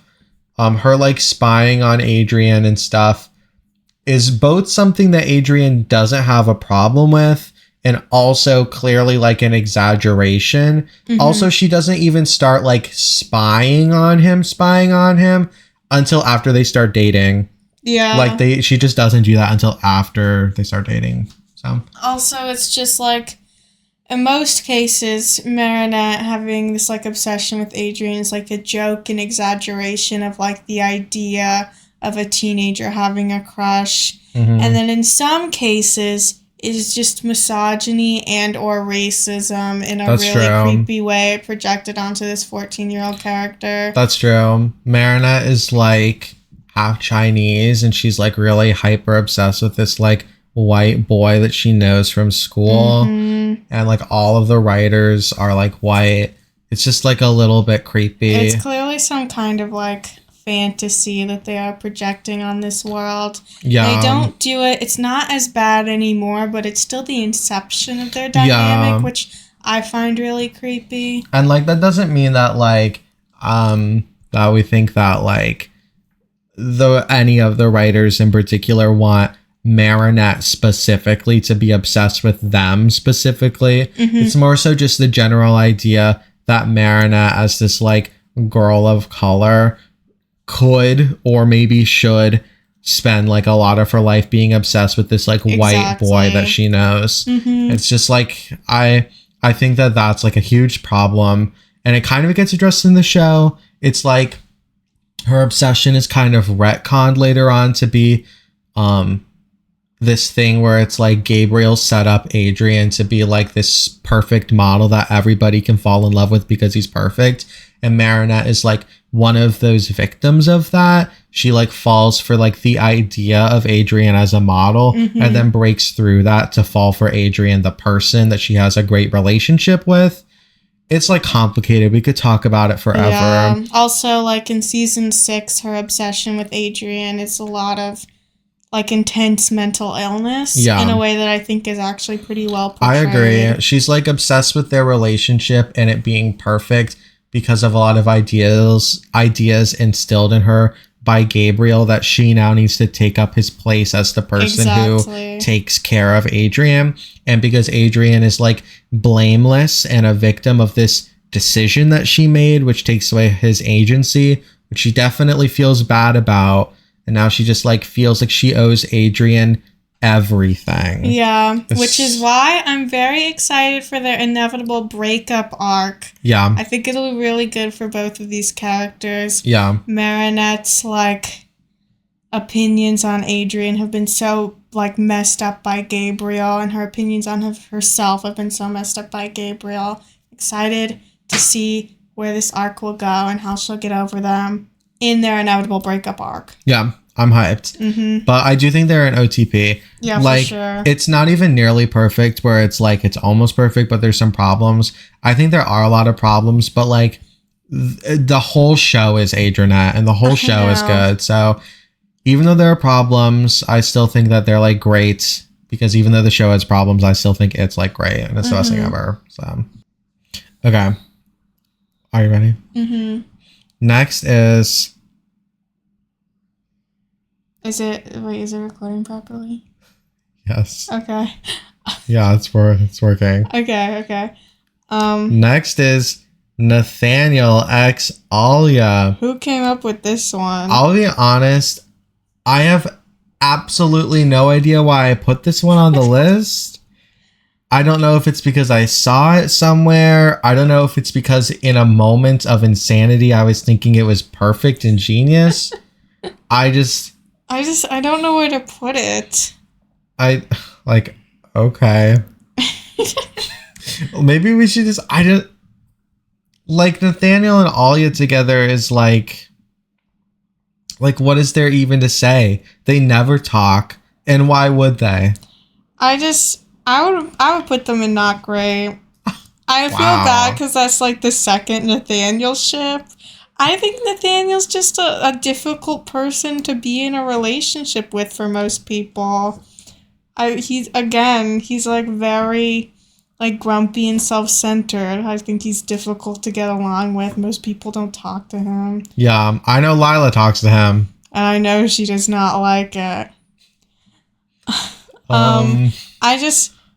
Alya's a very, excitable, chipper person. I feel like Nathaniel wouldn't be able to meet her at that level. She tends to like to be friends with other really excitable people, like Marinette or Nino. Yeah. Yeah, they're just, not... I don't know why I put this one in here. What's that? Is that Zelia? So this is Nathalie x Zelia. I'm going to put them in toxic, but compelling. Yeah, okay.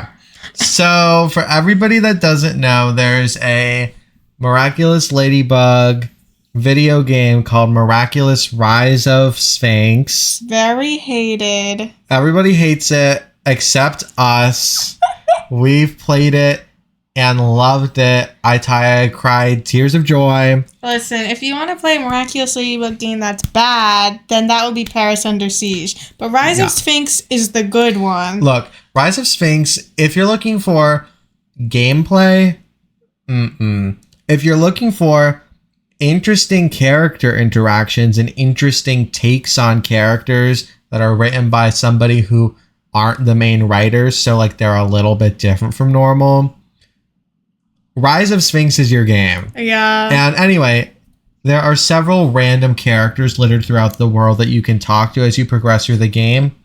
And one of them is Zelia, this woman right here. She's the best character in the game. She's so good. Her thing is that she works for the Aggressed brand, but she really doesn't like her job. So she skips work and sits near the houseboat every day and eats and is just God, I don't want to go to work.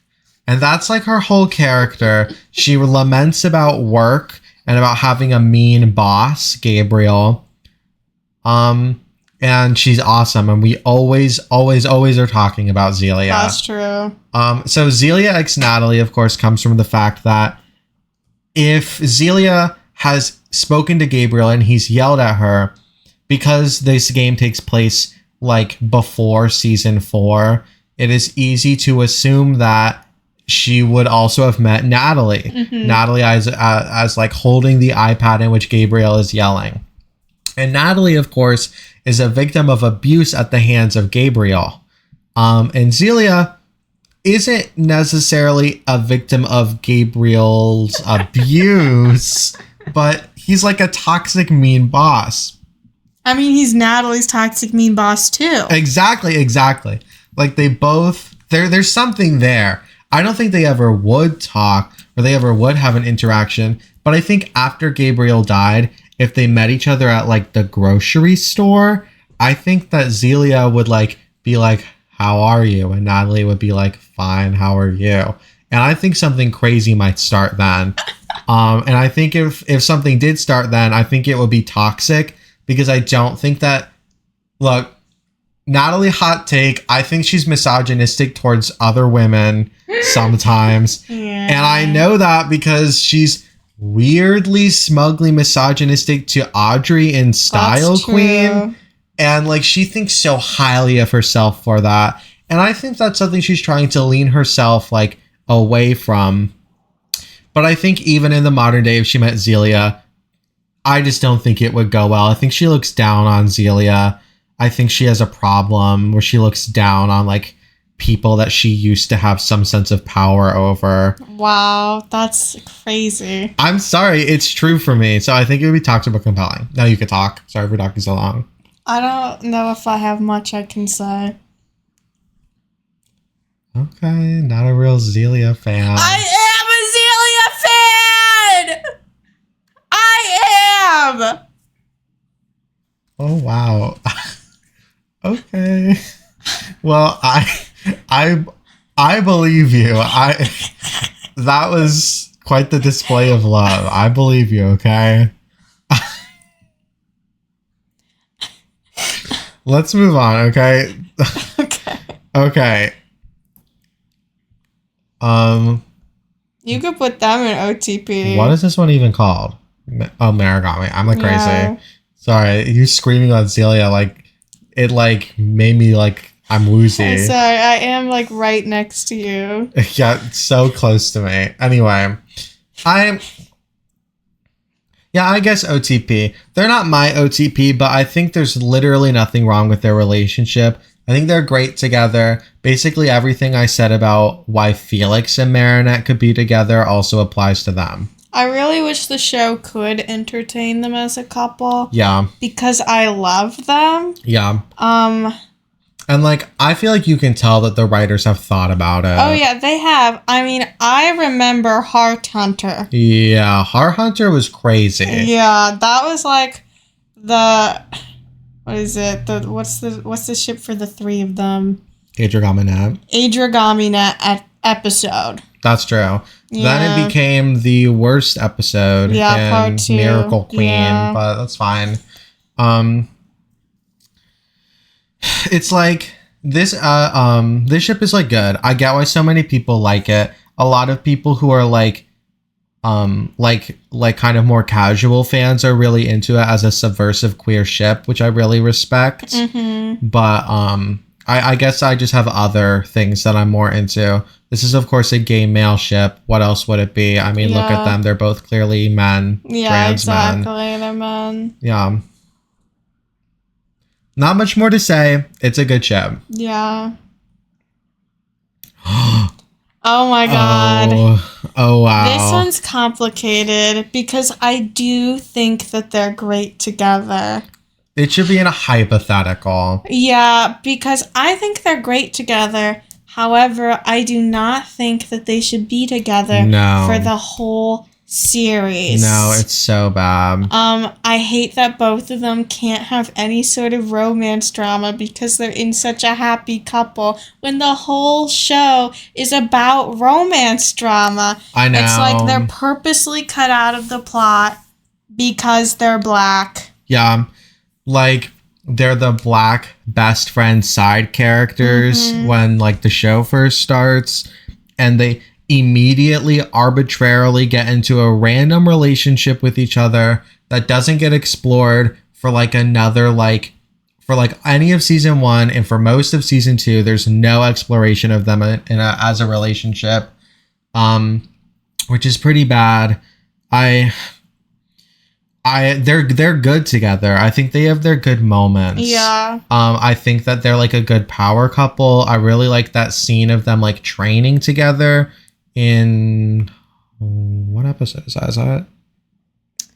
I actually don't remember. Oh, I think it's the season 2 finale. Yeah, I think you're right. Yeah, in the season 2 finale when they're training together, that was really cute. I think that some of the drama they have is good. I think a lot of their relationship drama is weirdly focused around Nino not being enough of like a man. Yeah. Which I'm very uncomfortable with. I know. The show's like really good at dissecting like gender roles intentionally, but specifically with Alya and Nino's relationship, when they address it, it's really weird. And it's, again, because they're black and have a harder time engaging with their gender like that. Yeah, and definitely. instead they just like fit them in to like kind of racist tropes of how they should act as a black boy and a black girl. Yeah, like Nino having this weird thing of being like emasculated. Yeah. Meanwhile, Alya has this weird thing of like hyper competence. Yeah. It would be like kind of okay if that was just like their personality traits, but whenever they're like a duo, it's always like mentioned that like Nino isn't masculine enough. Like the episode in which he becomes Carapace is literally all about him being like questioned as not masculine enough to be with Alya because he likes like Just Dance. I know. And like Alya is always like rolling her eyes and being like, "Oh, Nino, I don't need you to be anything more than you are. You're so silly and I love you." And that like kind of paired with her hyper competence as both a superhero and Marinette's best friend kind of makes me uncomfortable. Me too. So I think there's a lot there. I think they have like a great relationship potentially, but I think it's handled really weirdly most of the time. And also, it is true that they only initially got together so that they could like the writers could have an excuse to take the two black characters out of like the potential romantic plot lines, which I think is really bad because now like it'll never happen. There will never be like interesting Alya romantic stuff. There will never be interesting Nino romantic stuff. I think that's especially bad for Alya because Marinette is constantly having romantic drama that Alya helps her with like Marinette's crushes and stuff, but Alya never gets to have like a crush. Marinette never gets to help her with anything. But you know what? Now in season 6, now that they're both in a relationship, I would love to see a plot line about Marinette helping Alya out with her like romantic drama. I agree. But it's not going to happen. No. It's just not going to happen. Alya and Nino are just like a perfect couple who like just show up sometimes and it makes me unhappy. I agree. I am of the opinion that in season 4, which is like the most Alya focused season there is, Alya and Nino should have had a breakup arc. And I think they could still get back together at some point, but I think there should have be several seasons, including season 6, where they're just not together, and specifically Alya's relationship being co-guardian with Ladybug kind of drives a wedge between them because she can't share that part of her life with Nino, and it could feed into like Marinette's like, I guess like regret and like self-loathing arc of feeling like a burden to people that she really cares about, like Alya. I think that could have been a good idea, but they would have never done that. Yeah, I agree. I agree with you. In my AU of the show, the romantic stuff going on with Alya and Nino is like really different. In my AU, Alya kind of has like a thing where she like loves romance and she's really into pairing up all of her friends, but she's also really into herself in romance. I think that Alya in my AU is like very like, it's not that she like likes to date around. It's more so just that she gets crushes quickly and acts on them quickly, and they don't usually work out very well. In my AU, Alya has like an arc about like going through like the stages of like childhood crushes to try to like figure out who she is more, which I think is like better than what's going on right now. I like that she and Marinette are so close and that she helps Marinette with love stuff so much, but it makes me very uncomfortable that it's not mutual at all. I think if it's a thing where Alya just like loves romance and gets crushes on people a lot and also is really invested in Marinette's crush, it would like be better. Also, I think in season 3, Lila and Alya should date. I agree. I completely agree with you. I think that, well, I'm pretty sure that ship is on this list, so we'll get there. We'll get there. But for Nino in my AU, he has like less romantic stuff going on, but I think it's interesting if Nino at the beginning of the show has like a crush on Cat Noir, and then like talks to Adrien, his BFF, about it, and that like makes Adrien feel like isolated and uncomfortable because like Cat Noir is kind of like his escape, but he just kind of has more fans that have crushes on him. And one of those people is even like his actual like personal close friend. And like Nino isn't trying to like do that or like objectify Adrien. I mean, that's a strong word, but objectify in the sense of like how celebrities are by default objectified in the eyes of fans. I think that could be a source of tension and intrigue. And I would like that. I would like that a lot, but instead, Alya and Nino wordlessly date for 2 seasons. So. I know. And I guess, like, when Alya and Nino are together doing stuff, I really like it. And I really like their dynamic. So it's really sad that I kind of can't enjoy it as much as I could because I feel like they are, like, stuck together and sidelined as a couple. I would like them to be a couple that I earnestly like. So I think there should have been a lot more build up to them getting together and just more drama and tension similar to Adrinette. Yeah, I agree. Let's move on. Oh, wow. This one is a modern one. That's true. Zoe Brina. I think this is one we can put in great. Okay, I was going to say okay, but great is good too. I feel like as of now, to me, they're okay, but I feel like they could be great. I think they're like, yeah. I think that there's a lot of groundwork where they are great. When like season 6 was just first coming out and like in the intro and stuff, they were paired together. I was like, oh my God, no. I really don't want Zoe and Sabrina to be together romantically. But Daddy Cop like changed my mind. Yeah, I thought it would just be a thing where they're like shoving them together because Zoe has an ongoing plotline of being a lesbian with an unrequited crush, and Sabrina is implied to be a lesbian, or at least sapphic, and is a girl who is around Zoe. Yeah. But they actually thought about it, and they have plans that I am very excited for. Yeah, I'm like interested in them both being like ex-bullies. Yeah, I agree. I also think that it's interesting that like Sabrina is a bully, like specifically a racist bully, and Zoe is like wasn't there and also wasn't really a target of that. And that's like kind of the groundwork of why she specifically can be understanding of Sabrina and be the first one to give her a second chance. I think that makes sense and is like well written. I also think it makes sense that Zoe, who also has like a dark bully past, would want to like give this dark bully like I mean just like a bully like a second chance of specifically being her friend.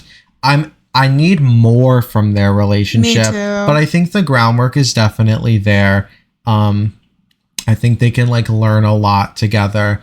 Also, I think that if I was like 7, they would like change my life. That makes sense. So like, I think that like Zoe as a character is such like a character for like 7-year-olds. I know. I think she's like a well-written queer character for specifically little kids. And I know that's the case because specifically the younger Miraculous Ladybug fans really like her, which I think is nice. I like it. I agree. And like I was so against a Sabrina redemption for a very long time. Me too, but then they like made it really good. Well, they made it a lot better than I thought it would be. It's not 100% approved by me. I agree. I mean, not that I'm the standard of anything. Like, who gives a F? But I think it was good. I liked it. Yeah. Daddy Cop was a good episode.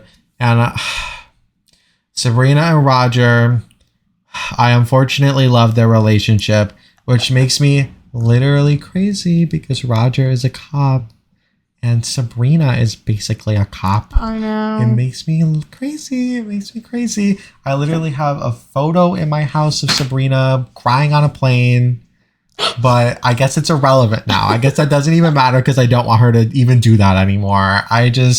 Yeah, we both used to be kind of Sabrina haters because she was really evil. And the show, like, didn't treat her like she was. I know. But now the show has addressed that she has been evil. Yeah, they're, like, taking her very seriously now. And they're doing it pretty well and interweaving it with the other conflicts of the show in a way that's really good. And shockingly, now I'm like pro Sabrina, or at least Sabrina neutral. Yeah, same. Now, let's just see some like similar focus for like any other character. Yeah. Honestly, I hope they do the same thing with Kim and Sleeping Siren, which will probably involve Kim a lot. I hope that they redeem him in some way. Me too. Even if they completely rewrite his character, I just need him to not be a character that stresses me out. Yeah, I would like him to not be insufferable because they're not going to remove him, so just make him good. I mean, they did it with Sabrina, so they could do it with Kim too. Yeah.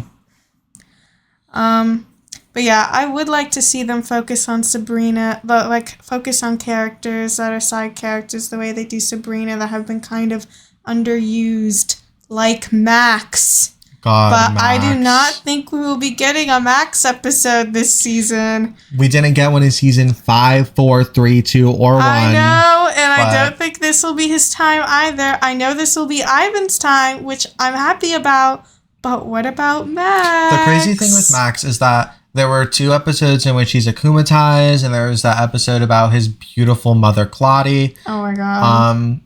And like those were good episodes, and Max was good in those episodes, but those episodes, none of the 3 of them were like about Max as a character or about him having like an arc or even really like a big problem.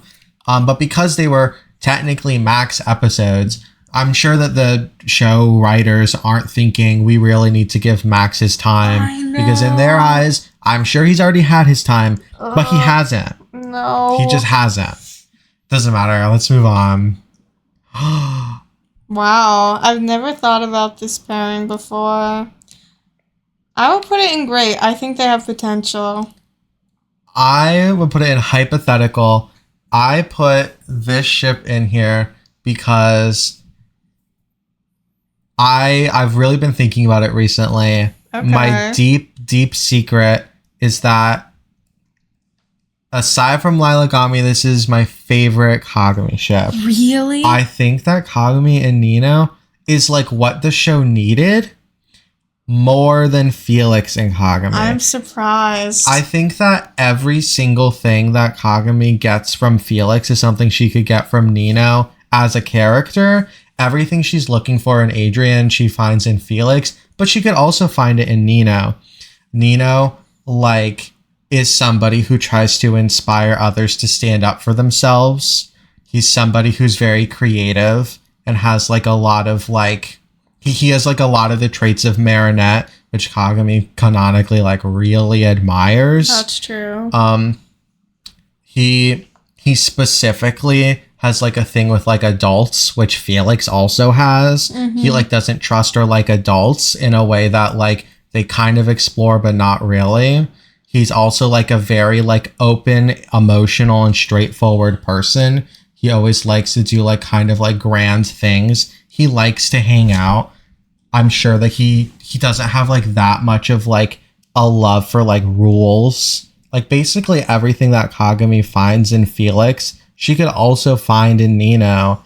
And I wish that Nino remained single in the show so that he could get with Kagami, because I think they would be perfect together narratively, but I also think that they would have really cute interactions, and I think they would be best friends. Yeah, I agree with you. I see it. I was literally thinking, like, when we talked about Lilagami, how Lilagami's kind of doing for each other what I said Luka and Nino could do for each other. So I guess that just means Kagami and Nino can do the same for each other. Yeah, I just think that they're a good pair.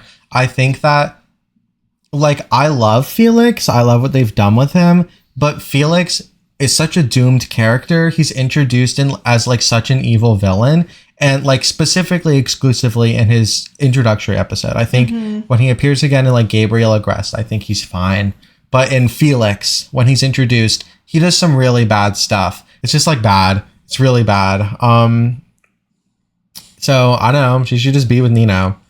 Yeah, I agree with you. And, like, I think that, like, it's not even just, like, because, like, somebody needs to fill in that void for Kagami's character.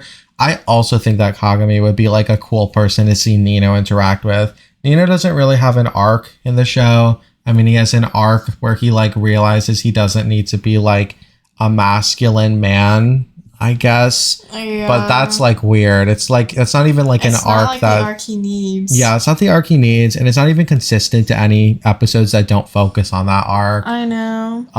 I just think that Kagami as a character and like her values and the way that she like goes through life would give Nino a lot of perspective. I agree with you. So I think they should be together. Well, awesome ship.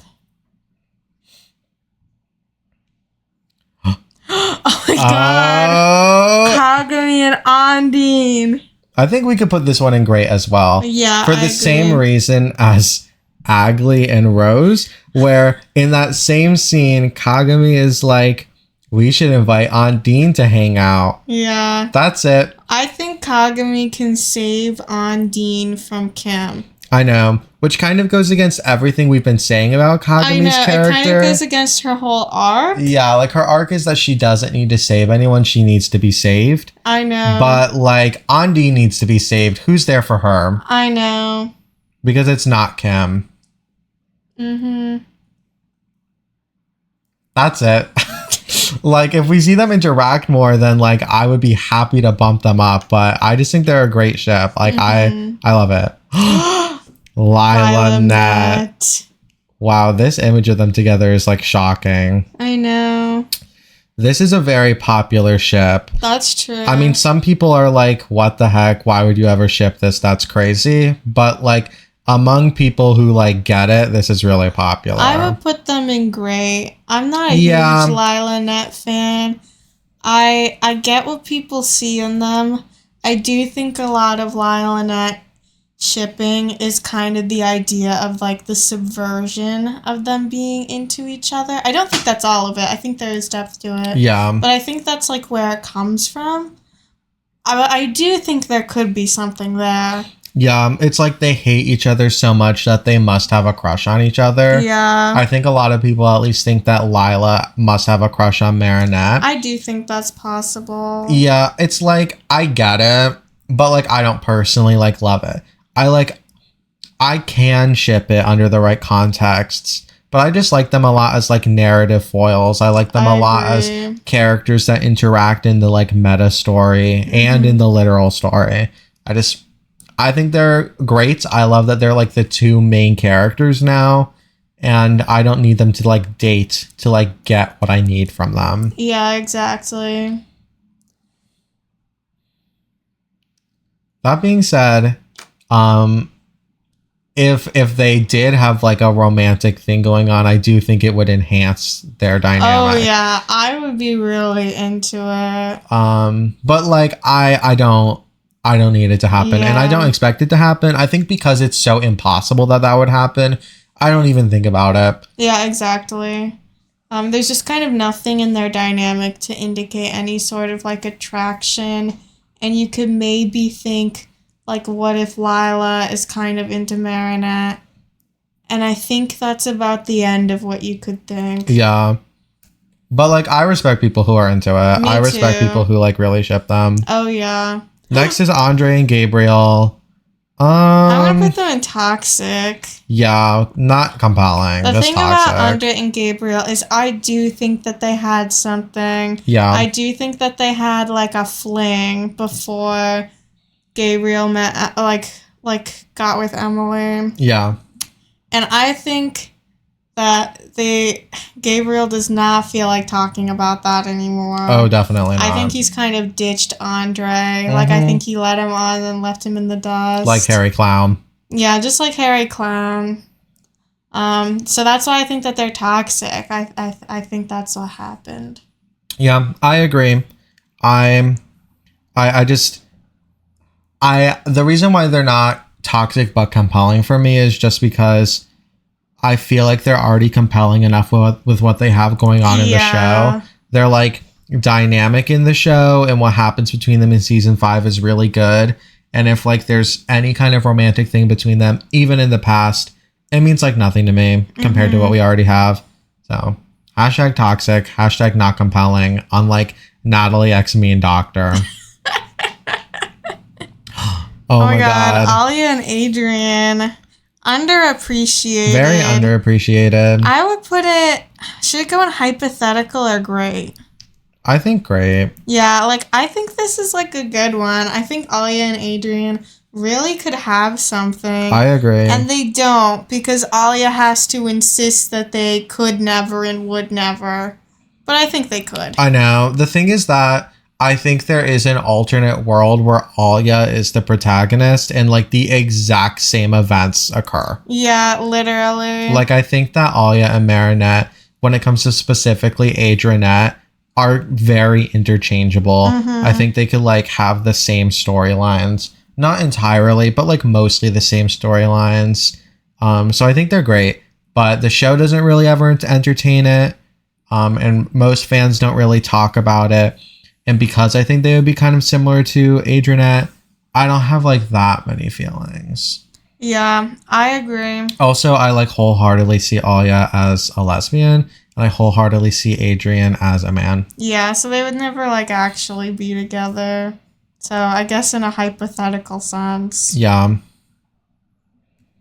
You might be like, how could Kagami and Nino be together if Kagami is a man and Nino is a woman or whatever Nino is? And it's like let's like bend reality a little bit. I mean, I said man and woman. Like, I mean, men and women can be together, but I mean, like, I think that Nino is a lesbian. Yeah, I think and it's Nino like, is a butch lesbian. Like, let's just like bend reality a little bit for a second.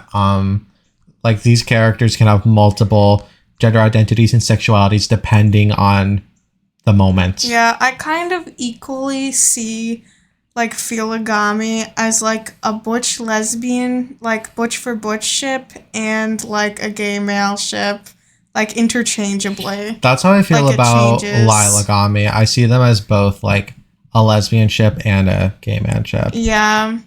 It's like I see Kagami as a man basically always, but I don't see Lila as a man always. I just kind of say I do because it's easier, but like I don't. I think that Lila is like a weird girl. Wow, I think Lila is like a secret boy. As we've discussed, I think Lila toxically pretends to be trans feminine when she's secretly trans masculine and would never tell a soul. Yep. And that is why she hates Nathaniel so much. What does that even mean? Well, Nathaniel is out about being trans masculine and she's not. Right. Anyway, we can't get into that too much. Oh! Gina x Gabriel. Okay. Nearly perfect. Wow, that's really... Their eyes, they look like a cyclops. That's true. That's a bold one. I mean, what do you think? I think that I would put them in like great. I wouldn't put them in nearly perfect. perfect. Great is so popular, but I mean, if it's true, it's true. It's just like, why do Adrinette's grandmothers need to be dating? Oh, that's true. Well, I'm not saying this in the world where Adrinette exists. I mean, like, Adrien and Marinette aren't going to date for the rest of their lives. Sorry, but it's true. But you know who will? Gina and Gabrielle. Maybe they're in Endgame. Maybe they're in Endgame, but we don't have to put them there if you don't agree. I think they're like good together. Gina is like, I don't know, she's worldly. Gabrielle is worldly. I mean, Gabrielle is like a cheerful woman. She strikes me as a woman who has had a lot of hardships and responsibility and now gets to live a cheerful and free life where she is supported by someone. Yeah. And not where she has to support people. And I guess Gina gives me similar vibes, but I don't think her life has been as hard. I think she had a divorce and she was a bit stifled in her marriage, and now she gets to live like a free life. Yeah. Now that her child is an adult and she's divorced. That's true. I think that Gabrielle's free life is kind of in spite of her past, and I kind of think that Gina's free life is generally manufactured by like a form of privilege. Yeah, but I don't like. No, I'm not saying that as a negative thing. Like, I'm in the same boat, but I guess I guess there's not much between them other than the fact that they're old. And grandmothers. Yes, they could talk about their grandchildren. Yeah, they could. But I guess maybe okay. I don't actually think they have that much. I was hyped when I put them together for this list, but I think I was blinded. Who's that? Who is that? Oh, Sissy! Nurse Sissy! This is Nathalie ex Nurse Sissy. If you don't know, in Guilt Trip, the school nurse is mentioned and Marinette calls her Nurse Sissy. We don't know if that's her real name, though. To me, it's her real name. Yeah, me too. And I would put this in hypothetical. What about you? I guess in the hypothetical world... Wait. Oh, you can go. Where we know who Nurse Sissy is, we know anything about her, and that she could be compatible with Nathalie. Wait, okay. They would work out. I thought of something genius. Okay. Nathalie gets with the mean doctor, becomes her nurse. They break up. And she meets Nurse Sissy. Oh she meets Sissy, and that is her happy ending. Maybe they should go to Endgame. Yeah.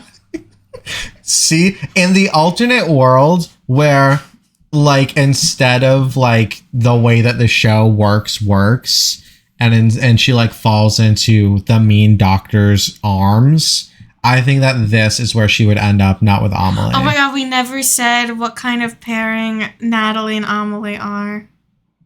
Well, for me, they are butch for butch. For you, not so much. Yes, I have the controversial opinion that Nathalie is a bisexual woman, but I do think that Amelie is butch. Yes. I mean, look at her. I mean, our opinions on Emilie and Nathalie are swapped. That's true. Where I think Emilie is bisexual and Nathalie is butch lesbian, and you think almost the opposite. Yes. So, different worlds, but similar hearts. That's true. Wow, what an endgame list. 2 ships that don't make any sense, and 1 ship that does. I mean, I would say that this one makes some sense. We still only have 1 person, 1 ship in QPR Ultimate, but I can think of another. We'll get there. Oh, no. Put them in toxic. Toxic but compelling. This is surprisingly a ship that a lot of people talk about. Mr. Pigeon x Gabriel. It's just like there's kind of no logical reason why he keeps doing this. Unless he had a crush on specifically Mr. Pigeon. Yeah, exactly. I think that Gabriel, as like Hawkwatch Shadowmoth Monarch, was dating Mr. Pigeon. And I don't think Mr. Ramier knows that. No. I think that Gabriel like akumatizes Mr. Ramier specifically so he can talk to Mr. Pigeon. And I think they sometimes have like flirtatious chats. Yeah, I agree. I think that Gabriel coos at him like a pigeon. Yeah! I'm not saying that because I want him to. I'm saying that because I'm thinking logically. You're probably right. Gabriel is like weird. I think he would coo. So weird. Everything in Toxic but Compelling is either Nathalie or Gabriel. That's true.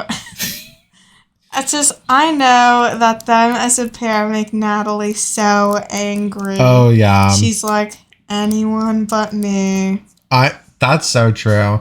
And you know what? That's basically what the entirety of Rise of Sphinx is about. That's true. I won't spoil it any further. Mm-hmm. But yeah, not much more to say there. But there's something going on. Okay, Alya x Zoe. I'm kind of compelled to put it in nearly perfect, but I just really like Kitty Noir and Scarabella. I do. I don't know where to put it. Maybe put it in great or hypothetical.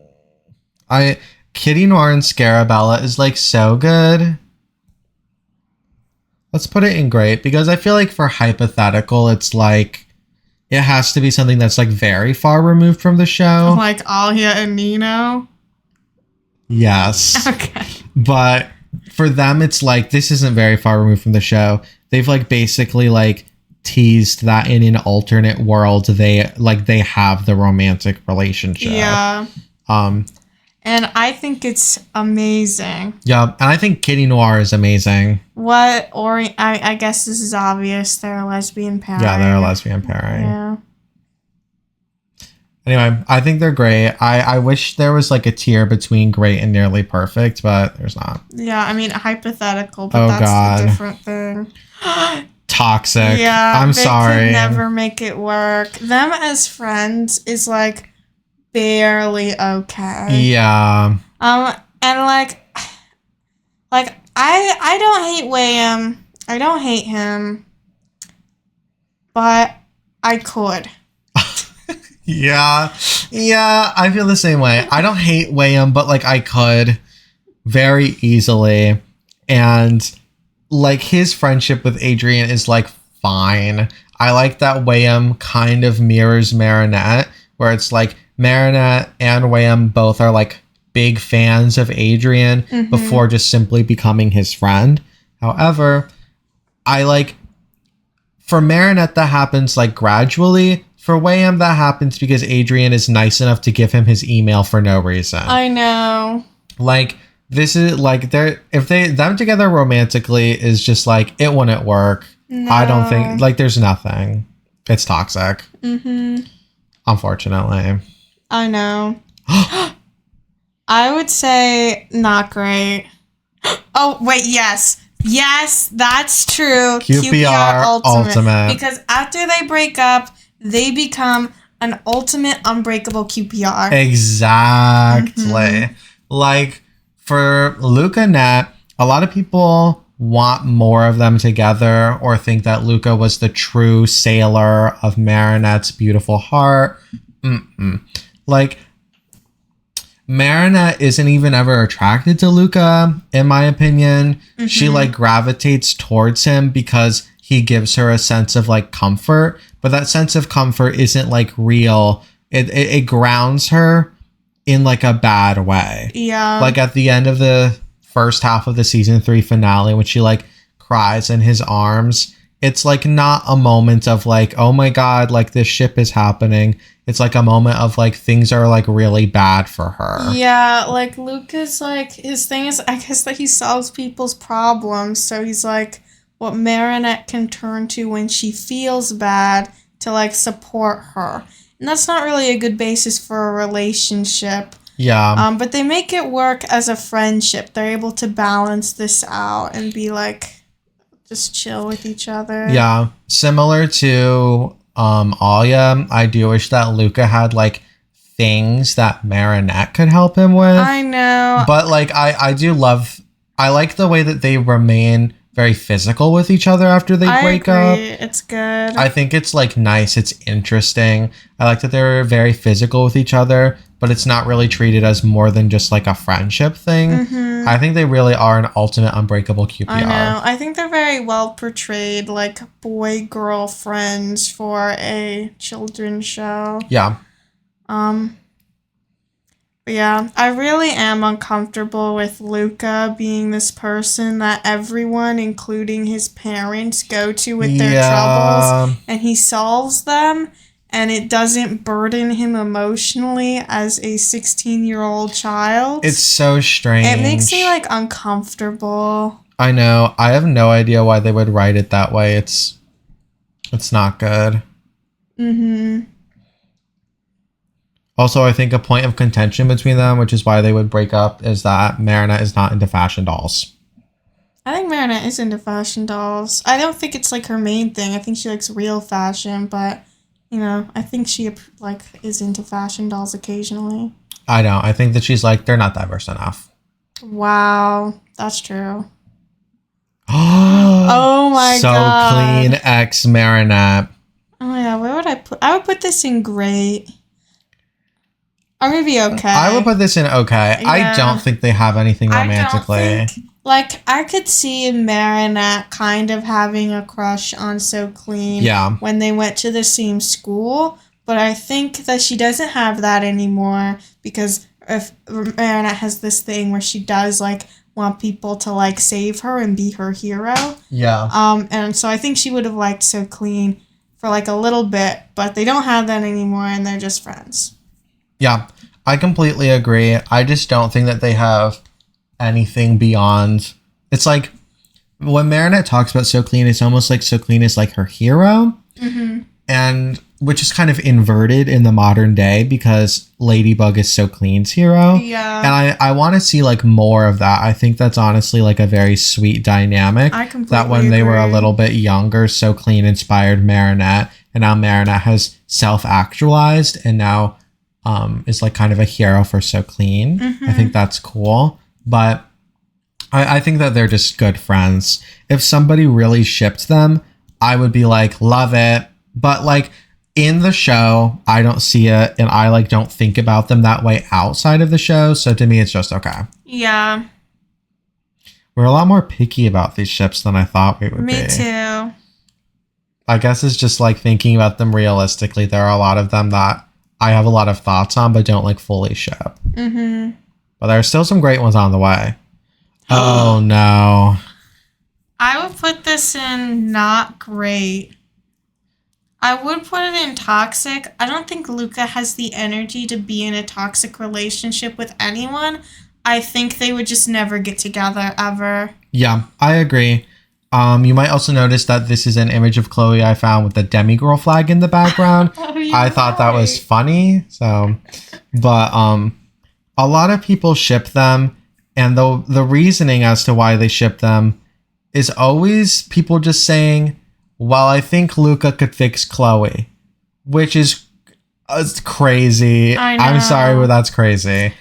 And like that sounds dramatic, but like Chloe as a character is like so like poorly written, but like by the end of like her time on the show in season 5, she's so intentionally like supposed to represent like this like system of conservatism inside of like children. Exactly. And she's like early on in the show, she's specifically like racist towards Marinette and Kagami.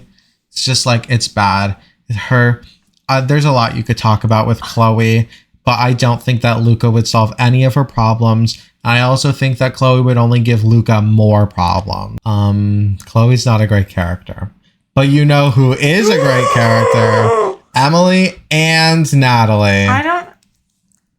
Well, okay. I don't know where to put them. This is very complicated. Because they're like my OTP, less than Amelie and Nathalie, and I also think they're toxic but compelling. I think, so you know how people say, like, right person, wrong time? Yeah. I think they were wrong person, wrong time. Okay, yeah. I think they could have had everything. However, it was the wrong person for both of them, and it was the wrong time. Yeah, I agree with you. Emilie and Nathalie is such an elaborate ship. I feel like everybody who ships it ships a different version of it because there's so little to go off of. But there's so much like that could be Exactly. there. For most people, the basis is just like, well, Nathalie really cares about the Aggressed family, and she did a lot for Emilie with Gabriel. She must have also had a crush on Emilie. Yeah, she does like idolize Emilie a lot. Yeah, which like I agree with. Emilie and Nathalie, it's just why don't you talk about your feelings on your version of Emilie and Nathalie, and then we can move on. I feel like I would need to write a book about them. I feel like there's so, and the thing is, I want to at some point write a really long story about them, but there's just so much there. Well, how did they meet? How you would expect. She started working for the Aggress and she met Emilie. I don't know. I was thinking about this the other day. So, Nathalie to me is kind of a lot like the Little Mermaid. We've talked about this. Yup. If you don't know, The Little Mermaid is a beautiful story. The Little Mermaid is like a fairy tale about... It's a beautiful fairy tale. Yes, about a mermaid Sorry. who wants to love this man and have like a pure human soul. So she gives away her tail and like walks painfully on 2 legs. And if the man doesn't love her back, she will die. And that's kind of what's going on with Nathalie, is she's trying to be someone she isn't. She's trying to like be this wife to this man when she can't be. And she's trying to be this like beautiful woman, Mayura, who can give him everything, but she can't be. And it literally kills her and does make her unable to walk and causes her a lot of physical pain. So I think she is the Little Mermaid. But like, if in the Little Mermaid actually wanted to be with another mermaid that the prince had in a fish tank, I think that's Emilie and Nathalie. And then the mermaid in the fish tank, like, drowns the mermaid who got her legs and is now on land. I think that's their relationship. That's how I would explain them. That's a good explanation. That's very good. Everybody watching this video, you should write in the comments what you think of that beautiful story. Because I do think that was beautiful and a great explanation. Toxic but compelling is good. I feel like a lot of people ship this in like a non-toxic way, but I don't know. Those mountains say something about Emily's character that to me is foreboding. For me, it's mixed what those mountains say about her. That's true. I agree. think she was really trying to be her own person when she left her family, but she got caught up with Gabriel, and he kept her forever. And so when it came time for her to die, she just kind of wanted to be alone, be herself, so she could think. And I think it was a very self-serving act, kind of a cruel act to like Adrien and even Nathalie. But I think she had to do it for herself. Yeah. Because she's never gotten the time to just be on her own and be human. Yeah, I agree. Okay. Marinette. Underrated! Very loud. Oh, sorry. Where do we put this hypothetical? Yeah, I think Max and Marinette could have it all. They can have everything. They could be the main ship of the show, and the show would be better. Literally. Yeah. They're gamers. They are both gamers till the day they die. They both, I don't know, they're both just so cool. They're both so good at like everything, and they're both into games. I guess I wish we could say more. I feel like we're like so into it, but we can't back it up. It's just, Max is a really flimsy character, and what's there is perfect. I know. But there's not much that's there. I know. Max is like so interesting. He like needs to have like a character arc. He needs to have something going on. He needs to have like flaws and depth and like relationships. But he doesn't have any of those things. Instead, he has a stupid robot. Sorry. He has a stupid robot. Yeah, the robot's not great. And he's like, robot, I want to order a pizza. And the robot is like, it'll be 3.2 hours until the pizza gets here. And that's like, order a pizza. Anyway, it's just, Max is like bad, but he's also the best character. I know. It's like the thing about Max is that he's not a bad character. It's that they fail him. They really do. The writers fail him at every interval. He deserves so much more. His outfit. I know, including his outfit. I know. It like sucks. Max is like genuinely so interesting. The thing with Max is that he even has like an opening for an interesting plot line where like his AI software or whatever was used by like the Tsurugi company, which is so interesting.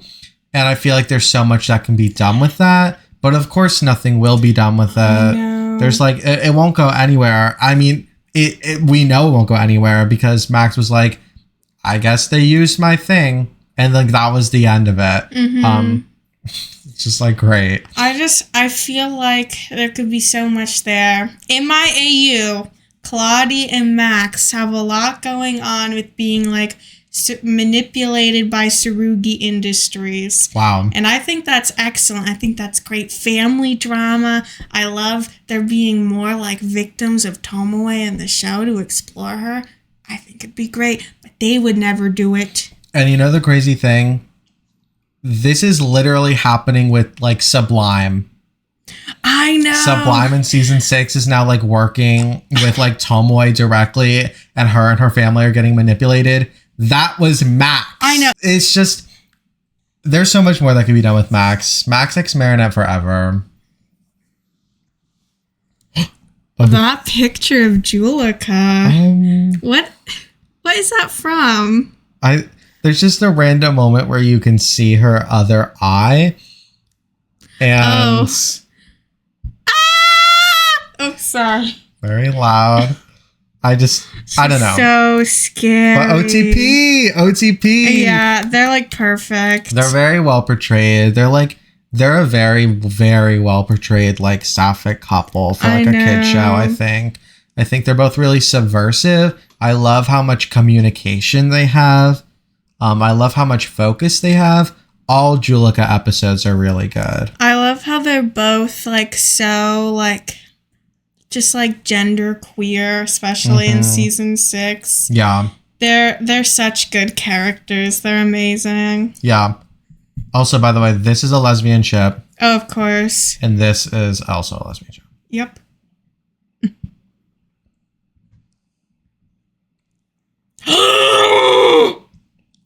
Honestly, put them in OTP too. Wow, I agree. They could save each other. They could. It's like, obviously, like the connection is that they're in very similar positions. Yeah, they're literally like Penny was made to parallel Nathalie. Yeah.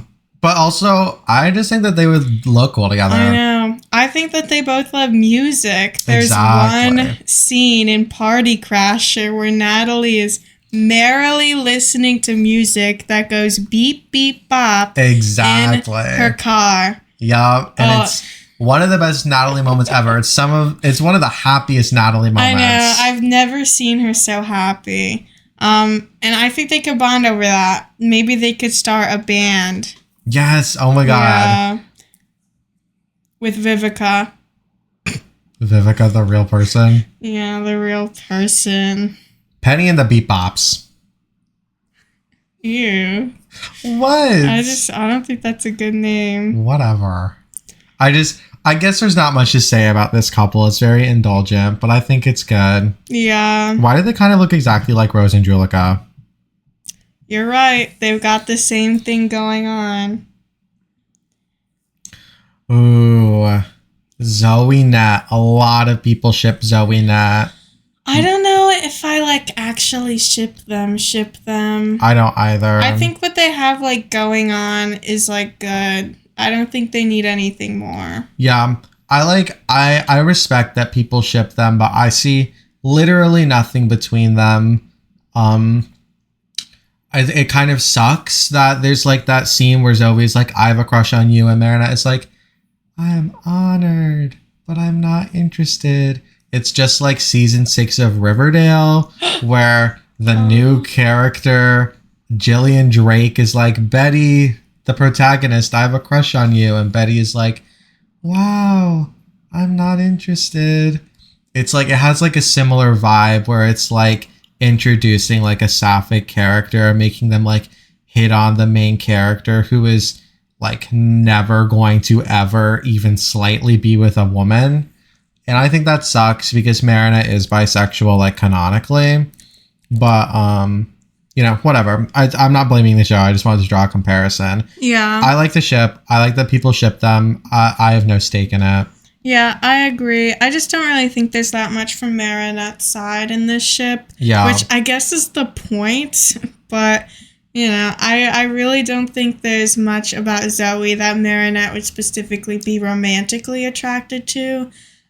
Zoe's kind of like Luka to me. They have very similar personalities. Yeah. And it didn't work out with Luka, who's very similar to Zoe. So I don't think it'd work out with Zoe either. I also just think that Marinette's like a very emotionally unavailable person. That's true. At least like currently in her arc. And I think that Zoe like would feel very insecure in their relationship. Yeah, I think Zoe's the kind of person who's like a teenager and would kind of want to spend all the time with like her girlfriend. Yeah. Which I think is good, but not possible with Marinette. Yeah. And it's not even just because Marinette is Ladybug. Marinette's just like busy and also likes alone time. Zoe's design is so weird that you like cut an image of her in half, but it looks like two separate images. You're right. Oh, Zoe. Seasons 1 through 5 Zoe. What a head shape. I know. Oh, wow. The new Nadia. Put them in QPR Ultimate. That's true. Alix X Nadia. Yeah. They're good. I feel like there's... This one's kind of similar to Natalie and Penny, where it's very indulgent. What is there to say? I just like them together. That's it. I think they're nice. I know. I love Alec. I love his arc. And I like Nadia. I mean, she's kind of a toxic mother. But Alec was kind of a toxic person. So exactly. It's like they're both imperfect. Yes, exactly. And they're coworkers. I just think something could work out. If I saw them like dating at any point in the show, my reaction wouldn't be, okay, so they just pair these characters together because they're in the same like line of business. My reaction would be, that makes sense. Their characters align. Yeah, but I don't think they're dating. I think they're in a QPR, and I think they co-parent Manon. Yeah, but I think Alec is really bad at it. Yeah. But he's improving. Yeah, he's improving. He went through a character arc. Yeah. I think the reason Marinette has to babysit so much is because Alec kind of sucks, and also they have similar work hours. Wow, that's like throwing it on like Marinette, the little girl. I guess that's just how babysitting works. But yeah, I agree with you.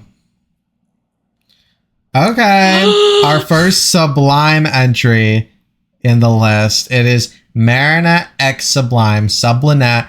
This is a very popular ship right now because Sublime is new. I would put it in not great. Yeah, I think Sublime X Marinette, they kind of have the same thing that Zoe and Marinette going on, where it's like an unrequited crush. Marinette confessed to Sublime. She's not interested, but she like is honored. Okay, she's honored. Yeah. And now they're friends. Yeah, I think there's like nothing there. I mean, like, I get why people are interested in the ship. It's like Marinette was like obsessed with becoming Sublime's friend. Mm-hmm. And like she and Sublime had like a cute interaction at the end of Sublimation. But like to me, there's just not that much like depth to it yet, at least. But I don't foresee liking it anymore. I agree. I think they should go in okay, because I am okay with them. Yeah. I have nothing against the relationship between That's them. true. All of these other ones I'm like against. This one I'm like, it's fine. Yeah. Yeah, I'm okay with that. Oh my god. Oh my god. I don't know if they should go in nearly perfect or OTP. Or I guess hypothetical. Hypothetical. Yeah. Because they like don't have anything. But they could have it all. They could have it all. Yeah. I like don't feel the same way about them that I feel about like Nino and Kagami, where it's like they could be like this perfect couple. But I think they could be a good couple. If I saw somebody ship them, which I never have, I would be like, that's great. Yeah. I feel like people don't ship Alya with other characters enough. I agree. People will sometimes like loosely ship her with Marinette. Mm-hmm. And I think that's it. Yeah. And it's like, I get that there's not like a ton of characters that Alya has like chemistry with, but I think that Kagami is one of them. Yeah, I agree. I think they're kind of perfect. I really wish there were like an arc of the show, because now Kagami is just kind of friends with all of Marinette's friends, at least all of her female friends. I think there should have been an arc where Alya was like her first friend. I agree. That wasn't like Marinette or Lila, I guess. Like her first actual friend. But there wasn't. They never had that, which makes me sad. Yeah, I agree with you completely. Sorry, I was just wistfully thinking about what could have been between them. I know. Oh, mean Dr. Zelia. Honestly, put them, I don't know, nearly perfect or OTP. I think nearly perfect, because I think there are some flaws, but like, so like with Nathalie, I think that they both would have like a toxic dynamic for different reasons, but together, I think they would complete each other. I agree. The mean doctor has like some toxic problems. She's not very good at her job, but I think that she's like very like into her job, and I think she shouldn't be. I think she's in a mindset where her job is like a big important part of her life, but I just don't think it makes sense. I think that Zelia would be able to pull her away from that. I think that Zelia would be like, jobs don't matter. I think the mean doctor would be like, whoa, and then I think they would live together in harmony. Yeah, they would. I also think they would. Yeah, I think they would rob like a bank. I think they would rob Gabriel Agreste himself. Ooh, that's good. Because I don't even know if people rob banks anymore. I feel like that's not even like a thing. I think Nathalie would catch them in the act, and she would just like walk away. Wow. She would pretend she never saw anything, because she knows how angry Gabriel gets at Zelia, and she gets it. She understands. Yeah. Maybe in the world where like Nathalie and the mean doctor get together, but then she gets with Nurse Sissy, maybe the mean doctor would get with Zelia. Yeah, I think so. I think that makes sense. Like they both have like their happy ending.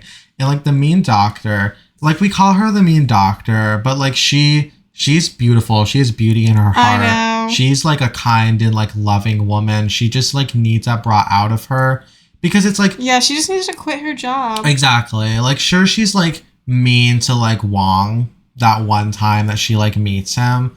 But it's clearly like build up. It's like hard to be a doctor. It's so hard to be a doctor. Yeah, it's also hard to be a patient who is mistreated by a doctor. That's true. That's the thing. It's like, I'm not saying I support doctors that are mean. But this doctor that's mean, I don't know. She's kind of like she's the exception, not the rule. Okay. All of the ships in Nearly Perfect. Like these two are like barely like ships. I'm sorry. I mean, that feels like an insult to say to them, because they at least are actually dating.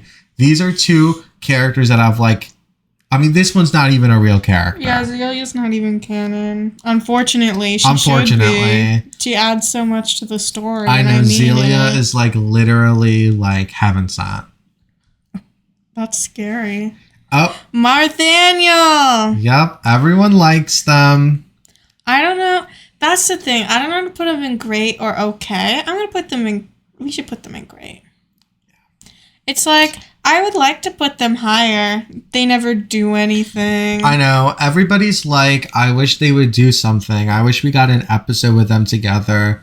But my dark secret is, I don't even like them together. I'm sorry. I know that one's a writer and one's an artist, but like aside from that, what do they have? I know, they just kind of put them together so they have a gay boy ship, but that's the thing, Mark isn't even really a boy. I know, Mark is like gender fluid. I know. And you could be gender fluid and a gay boy. Well, that's true. So like I do think that they're a beautiful #Achillean ship. #Achillean rise up. Yeah. But yeah, I don't know. They just don't do anything, which I think is unfortunate. Yeah. I wouldn't say that the show has no gay male ships, because I mean, Adrinette is the main focus of every episode. But Mark and Nathaniel, I just don't think that they were made for each other.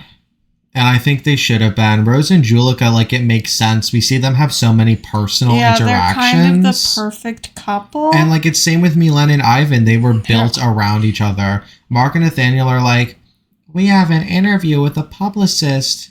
Yay. Like, I don't care. I know. They're, like, holding hands in the background. I know, like, they held hands in, like, that one scene in, like, Representation. Meanwhile, Rose and Julika are always staring into each other's eyes in the background. I know.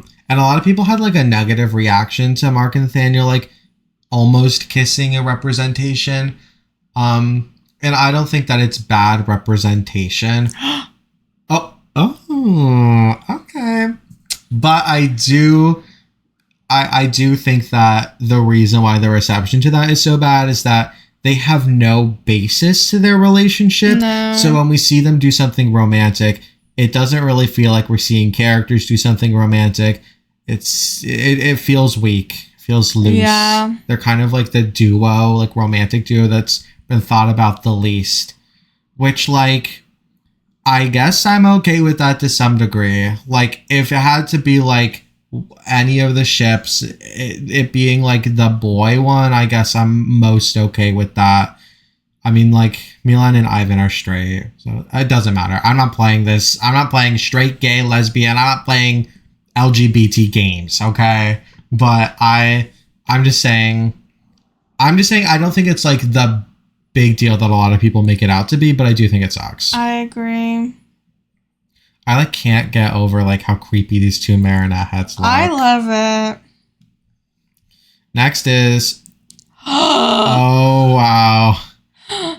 This one, okay. I got into a fight online with someone about Nuru x Pollen. I wasn't even done watching the show yet, and I tweeted about all of my ships, and I shipped Nuru x Pollen. And I had a lot of weird ships on that list, but somebody, I don't even know how they found my tweet because I have like one follower on Twitter, but somebody was like, Kwamis can't be in love. They don't have like the capacity for romance. And we fought about it for so long. And in like their Twitter bio, they literally say that they're a pro shipper, which is like crazy. It's like every ship except for Kwamis. So, like, now I ship Nuru x Pollen even more out of spite. All I'm saying is that they both have a weird subservience thing going on. Nuru is like, master. Ew. And Pollen is like, my queen. And I think both of them are crazy for doing that. I think, like, for Nuru, we're kind of supposed to get that he's calling Gabriel master because, like, Gabriel asked him to. But I think that's just a Nuru thing. I think that's just the word he chose. And I really do judge him for it. Like, I don't look highly upon him. But that being said... You're moving it higher. Oh my God. I do think that they're... like, OTP because, like, they just belong together. What do you think? Not the same. What? What's your explanation? I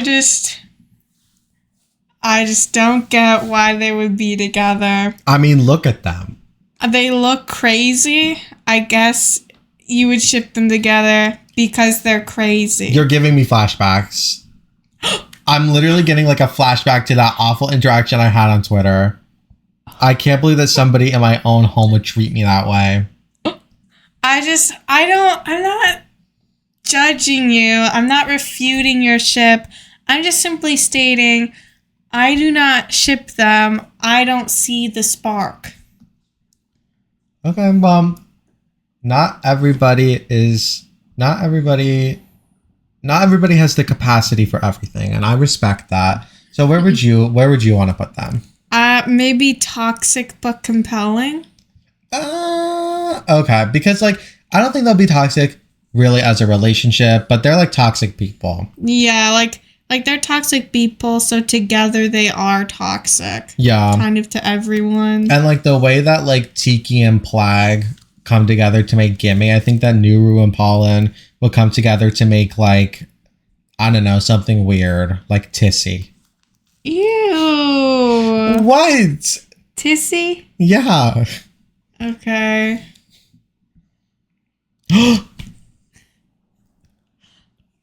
Oh my god. It's a big one. So let's start by saying what kind of ship this is. Gay male fling. Gay male fling. Gay male fling. Now, I may have said that I see Tomoe as a cis woman and a femme lesbian, but that's just in my AU, okay? Yeah. I don't think that always has to be the case. In some cases, I think that she could be a gay man. Yeah, and I think she is. In both my AU and reality, I think that she's a gay man. Do you agree with OTP? Well, no. Okay, let's leave it there for a little bit. I would put them... Okay, so here's the thing. Okay. Because I don't actually necessarily ship them as a gay male fling. I support it. Yeah. But to me, as I've stated before, they are a toxic QPR. Right. Like a toxic, just awful QPR. I guess let's split the difference and put them in toxic but compelling. Yeah. Okay. So now I will talk about this relationship because I have a lot of thoughts on this relationship. This is my couple.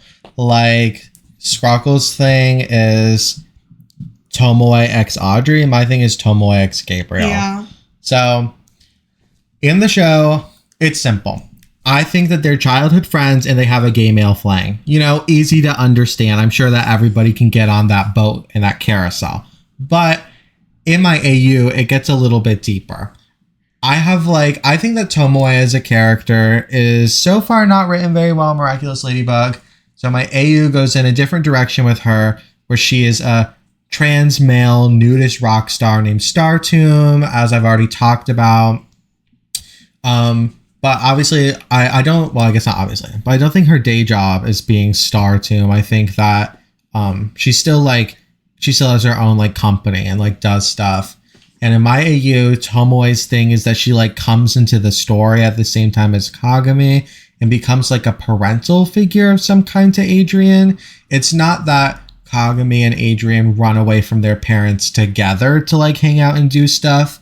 It's that Tomoe allows for Kagami to do that and will sometimes join Adrien and Kagami while they do that. And Tomoe is like the cooler parent than like Gabriel. And Adrien is like, wow, Kagami, your mom is so cool. Because Tomoe's thing is that she loves like punk style. She dresses in a punk way and she like incorporates quote punk like values and virtues into her life. She's really like anti-France. She's really like politically bold, not necessarily in a good way. But Adrien is really drawn to her because she basically has the exact opposite traits as Gabriel. But as the show goes on, and we learn that she's like working with Gabriel and stuff, it's kind of like, I wouldn't say a twist, but it's like a thing where Adrien and Kagami kind of realize that Tomoe's like lifestyle and the way that she like treats like punk stuff is like wrong and inflated. And she's still like really like rich and evil and cruel and controlling. In the actual show, unlike Gabriel, Tomoe abuses Kagami by instilling certain ideals into her and then trusting that Kagami will carry out those ideals. Meanwhile, Gabriel just gives Adrien commands. And in my AU, Tomoe instills ideas of like rebellion into Kagami that Kagami like becomes able to break away from. Well, like, what does the like rebellion mean for Kagami? Well, right. Tomoe's version of rebellion is like very flat and like meaningless. It doesn't have any like political basis. It's just rebellion because rebellion is like cool. And because rebellion doesn't like go against any of like her evil schemes. The type of rebellion that she wants is just like the world is stupid, but like she just wants to make her own world. Like Gremlins 2 rebellion. Yeah, like Gremlins 2. If you've watched it, it's like Gremlins 2. So Adrien sees her as like this positive adult figure, also because she's trans. She's a trans man, and Adrien's a trans man, but she's just like an evil trans man. She like assimilates into like creepy like I guess like rich people culture. I guess it doesn't make sense either. She was born rich, and she adopted a lot of her rebellious attitudes in the same way that like rich people adopt them because they think they're cool. And then Adrien is like, no way. And Kagami is like, no way. And she's dating Gabriel. Every time they meet up, they like, I don't know, like have a drink, but in like a gay male way. Yeah. Anyway. Let's move on to the next one. Oh my god. Who's Nathalie x Alim? Oh my god. I mean, they have something in common. They have to deal with someone who is transphobic against a child. Yes. If you don't know, Alim is Alix's father. Mm-hmm. Who like runs like the museum or like part of the Louvre. Like the Egyptian exhibit specifically. We see him within the show a lot. Mm-hmm.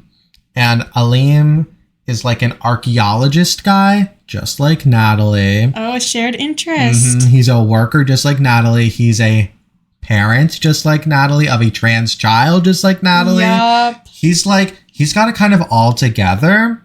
And I think that there is a world where he and Nathalie could get together. I have put a lot of thought into the idea of Nathalie dating another person in the show because I have horrifiedly thought about the possibility that in the future, Nathalie will have a romantic interest that's like a man. And I've been like, that's terrible. But if it's Alim, then I would like it. Wow. Well, I mean, I agree with you, though I don't ship them because, of course, to me, Nathalie is a lesbian.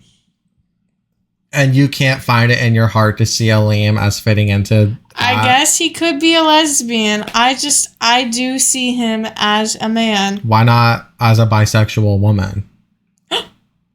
He could be a bisexual woman as well. I'm just saying, like, there are possibilities. To me, Alim Kubdal is a man because I think him supporting his trans femme child as like a man is like positive. That's like true. A positive relationship to portray in this kid's show, because I do think Alix is supposed to be trans and is actually coded that way intentionally. Yeah, I agree.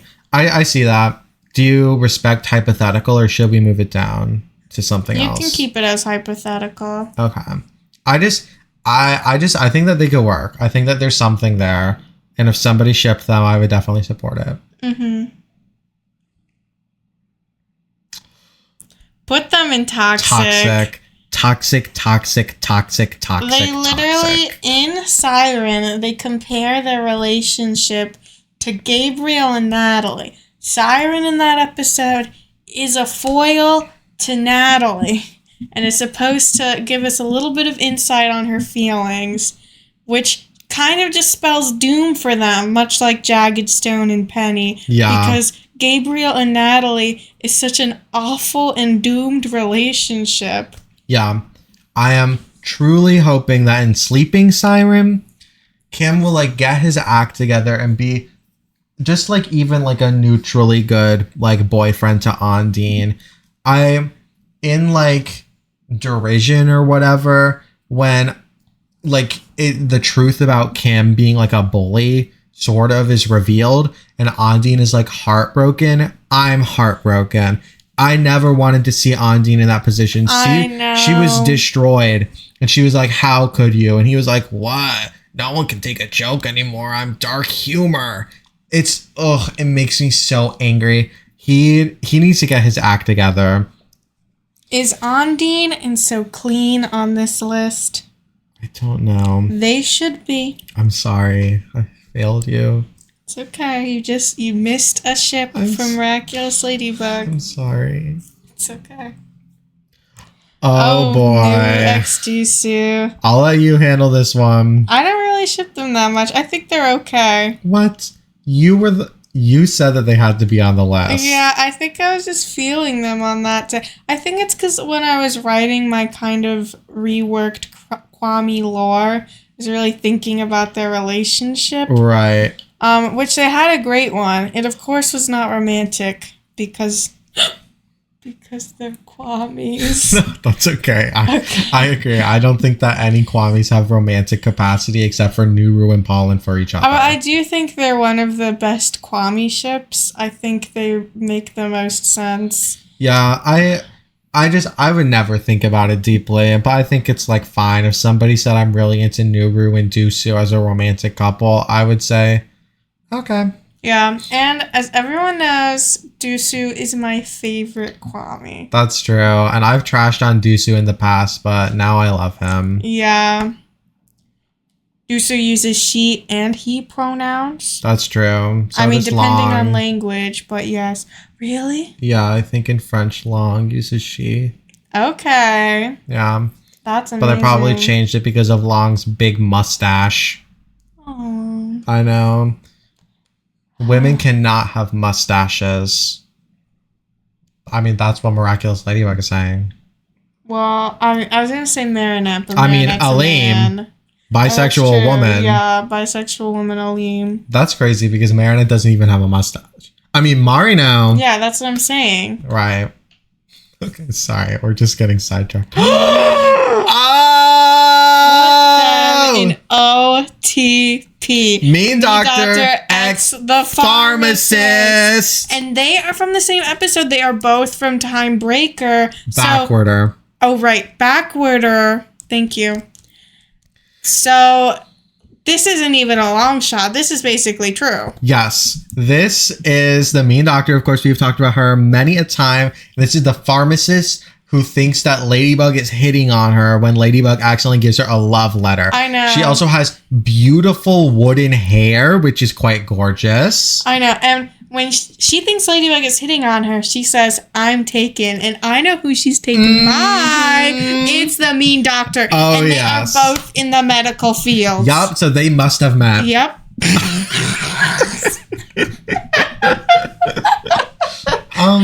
Maybe. Well, I think so. I mean, she did. She did prescribe medication from maybe this specific pharmacy, but maybe it was just from any pharmacy. Yeah, and it's like I also don't think that doctors talk to the pharmacist of the Maybe they do. Well, probably not. Yeah, I mean, I've worked in a pharmacy. This is France. It's different than your pharmacy. Okay. But yeah, they are literally OTP. Let's talk about all the OTPs for a second. Nathalie X Amelie, Mylene X Ivan, Adrinette, Marigami, Julika and Rose, Natalie and Penny, and the Mean Doctor and the pharmacist. They don't even have names. They have occupations. Maybe we should move them to nearly perfect. No! Okay. Because they're better than Zelia and the Mean Doctor. What? I think they are. The thing is that we put them in nearly perfect because we haven't seen enough of them. Then we put them in OTP. It feels insulting. Well, we view them on different levels. So, I mean, if we want to talk about the pharmacist X Gisele, that would be an OTP too. That's true. What am I even saying? I think that they go on double dates. Oh. Gisele, Caline, the Mean Doctor, and the pharmacist. Yes. Oh my God. I bet they do. And the Mean Doctor is like, how's Harmony? And Miss Boosty might be like, she's right here because she's always carrying Harmony around in that mayoral sash. Yeah, and then Harmony is like, hello. Oh, she can't speak yet. I think, okay. Anyway, next is Marinette X Nino. This is a big one. Underrated. Put them in great. Yeah, very underrated ship. It's like, I wish they played with the idea of them together a little bit more. There's, in in one episode, Nino has an unrequited crush on Marinette. Yeah, an Animan. Yes. Mm-hmm. And I didn't like it, but I think if they played with them as like a romantic couple where like they started to become friends more, and then like Nino had like a crush on her, I think that could be good. I even think if Nino replaced Luka, yet again, if Nino just filled in the role of a different character and Nino was the character that Marinette kind of gravitated towards in season 3, perfect. I think that would make a lot of sense. In general, like, the thing with Nino is that his personality traits, I think, can, like, if they wanted to use him as a character, they didn't need to make up Luka. They didn't even need to, like, make up Felix. They could have just made Nino be there. But whatever, it's fine. It's fine. I like Luka and Felix, so more the merrier, but I think they're good together. I think they're great friends. Me too. I think they're really good friends. Even their friendship dynamic is underexplored because they're really good friends. And you would see it if you played Miraculous Rise of Sphinx. Yes. Because they talk in that one. Oh, they talk. Which they rarely do. I mean, they mostly talk about Adrien. Yeah. In that game. I mean, it's his birthday. Yeah, but you know, they still talk and they have some great moments. Yeah. Oh my god, we're in the last row and we are on Gabriel x Nathalie, immediately into toxic but compelling. They're kind of the epitome of toxic but compelling. Yeah. Because I think about them as well, like, every day. Mm-hmm. And it's kind of like a burden to have to think about them every day, but I do it. You're brave. Yeah, thanks. They're a very, very well written couple. Yeah. For some reason, I constantly see people say that Gabriel is an inconsistent character. That's not true. And like, I never, ever, ever have heard a reasoning as to why. I've never even heard a reasoning that I don't agree with. I just hear people throw around that sentence, and I've never seen an explanation, even when I've looked for one. I think he is one of the most consistently written characters. I think he is more consistently written than, like, Marinette has been throughout all 6 seasons. I agree. They've always known exactly what Gabriel was doing. Yeah. And, like, Nathalie is a great character. Their relationship is so deep.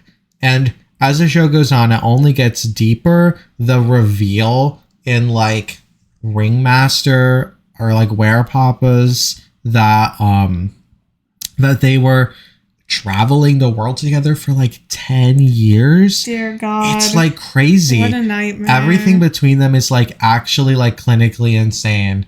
But like it's great. It's so interesting. I know. It's so good. Maybe one of the most interesting straight couples ever written. Yeah. It's like it's up there with Mylene. They're very different couples. Well, yeah, straight, but not how you would think. Yeah. And you may be saying, but you thought Nathalie is a butch lesbian. Well, she is. Okay? She has comp hat into her 40s. Yeah. Well, it's very common. That's not how I see her. I see her as a bisexual woman. I don't think that she has comp hat because that stresses me out too much. That is fair. But yeah, it is very if stressful. you want another example of a woman with comp hat into her 40s, look no further than Penelope Blossom from Riverdale, who is canonically a lesbian. You've talked about Riverdale 3 times now. Well, it's on my mind. Yeah, apparently. So, yeah, there's really not much more you could say about Gabriel and Nathalie. I mean, there's a lot more you could say. Well, yeah. But it's just too much ground to cover. Yeah. And we need this list to be, like, under 40 minutes. It's over 40 minutes. Zoe and Luka. This one has been getting more traction recently because people have been talking about what girl Luka can date, which is crazy because Zoe is a lesbian, but in our magical world, Luka is also a lesbian, so this ship can be considered. But even then, I would say they're not great. No, they really aren't. There's nothing. They don't complement each other. They don't fulfill the other's needs. And that's okay. Also, he's like 16 and she's like 13. That's actually true. They have the biggest age gap out of any of these teenage characters. They could like never really make it work. Yeah. I think with that age gap, it would be weird. Yeah. And like everybody like has shipped them for a long time, but I think very similar to this ship, it's just because Luka has to be with someone. I know. And she showed up. Like right now, people talk a lot about Luka x Sublime because Sublime has showed up. But people are talking about it in a negative way. They're like, I hope that never happens because it'll be boring. And I'm not saying it wouldn't be boring conceptually, but if it did happen in the show, I'm sure it would be interesting. If anything would happen, I bet it's Sublimax. I agree. And this is when I have to reveal Sublimax is not on this list. Why? I forgot to put Sublimax on this list. Wow. Okay, well, they would be an OTP. They would be an OTP for Socqueline, even though they have never... Well, they have interacted. There's like a photo of them interacting and the background of sublimation. And Socqueline really likes that photo. So. Yes, I think they have something. I think they have more than like anyone could ever imagine except for me. So there you have it. I agree, OTP. I'm okay with that. Oh my god. I have a theory. I have a theory that Tomoe was Nathalie's former boss before she started working for Gabriel. And I think they dated. I headcanon Nathalie has a dark history of dating her bosses. Yeah. It's over now, but she did. And I think that Tomoe was her original Gabriel. I think that Tomoe is why Nathalie is so messed up in the modern day. I think their relationship was bad, but they've broken up now.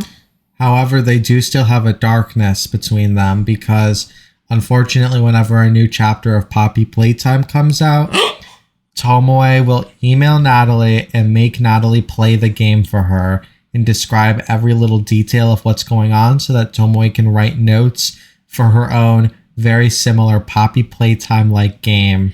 Yeah, that's our headcanon. That may sound insane. But she's a content farmer. I think that Tomoe is a content farmer. Yeah. It just makes sense. I know. I think she studies like content farms and studies what children are into. I think she plays Roblox to see how they talk. Mm-hmm. And then I think she develops her own pretty successful content farms to indoctrinate children into Tsurugi Industries. Well, maybe not specifically Tsurugi Industries, but just like how Skibidi Toilet exists to like indoctrinate children into certain like into a certain mindset about war and about masculinity. She has her own thing, but about like consumerism. Yeah, and I know she's seen every episode of Skibidi Toilet. Oh yeah. Just like us. Yes, and I know that her favorite character is definitely the Titan camera head. Wow, you think so? I do. Wow. I think she goes as the Titan camera head for Halloween, and I think Kagami is insanely embarrassed. I think Tomoe like texts Nathalie a picture of Speaker Woman and is like, this one's like you. And Nathalie's like, this what? Because of course she has never seen Skibidi Toilet. That is so funny. That's great. And the thing is that, well, never mind. Also, just want... Oh, I got scared. Just want to say, Audrey's thing is that she makes textbooks. She accrues knowledge and she makes textbooks, but she does not share them with anyone other than herself. And in her will, The first thing on the will is burn all my textbooks. Wow. My headcanon is similar. I think she collects, like, any rare fossil she can, and she keeps them in a room that only she can see, and, like, her close friends on invitation. That's good. Yeah. Do you think she'll destroy them when she dies?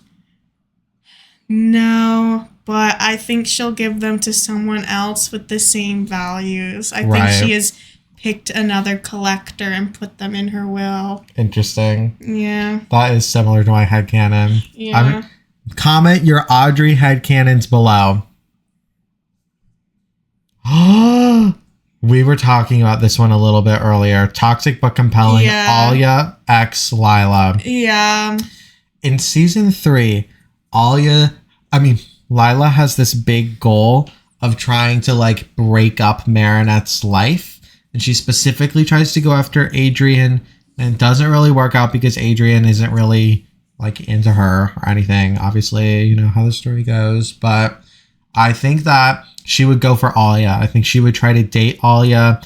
And in my beautiful AU, in which Alya is always looking for someone to be in a relationship with, I think that Lila would intentionally tailor herself to be somebody who is perfect for Alya.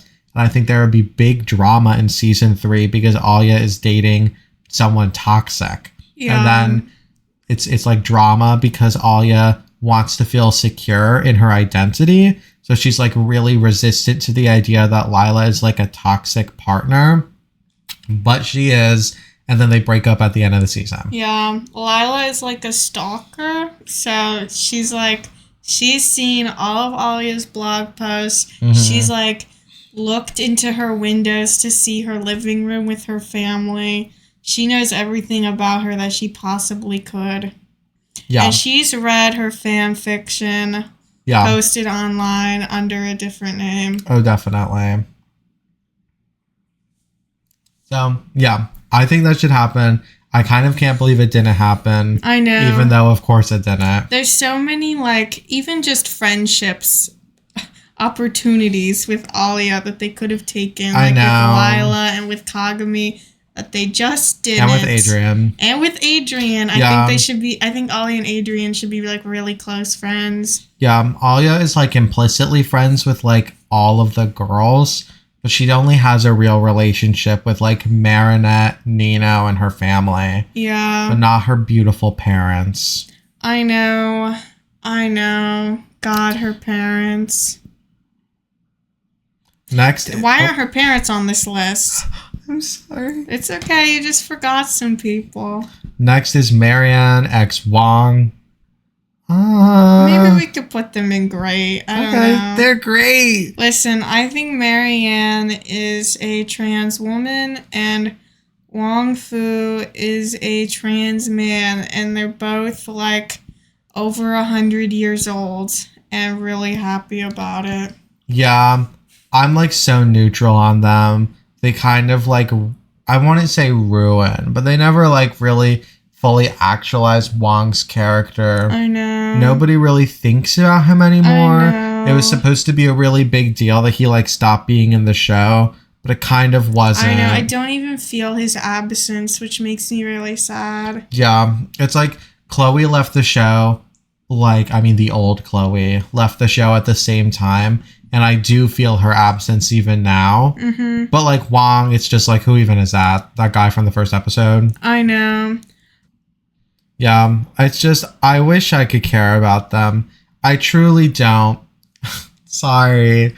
I don't think anyone really cares about them. Maybe we should move them to okay. No, I like them. I like them. I think they're a better addition. Like I think it's better that they're in the show than not.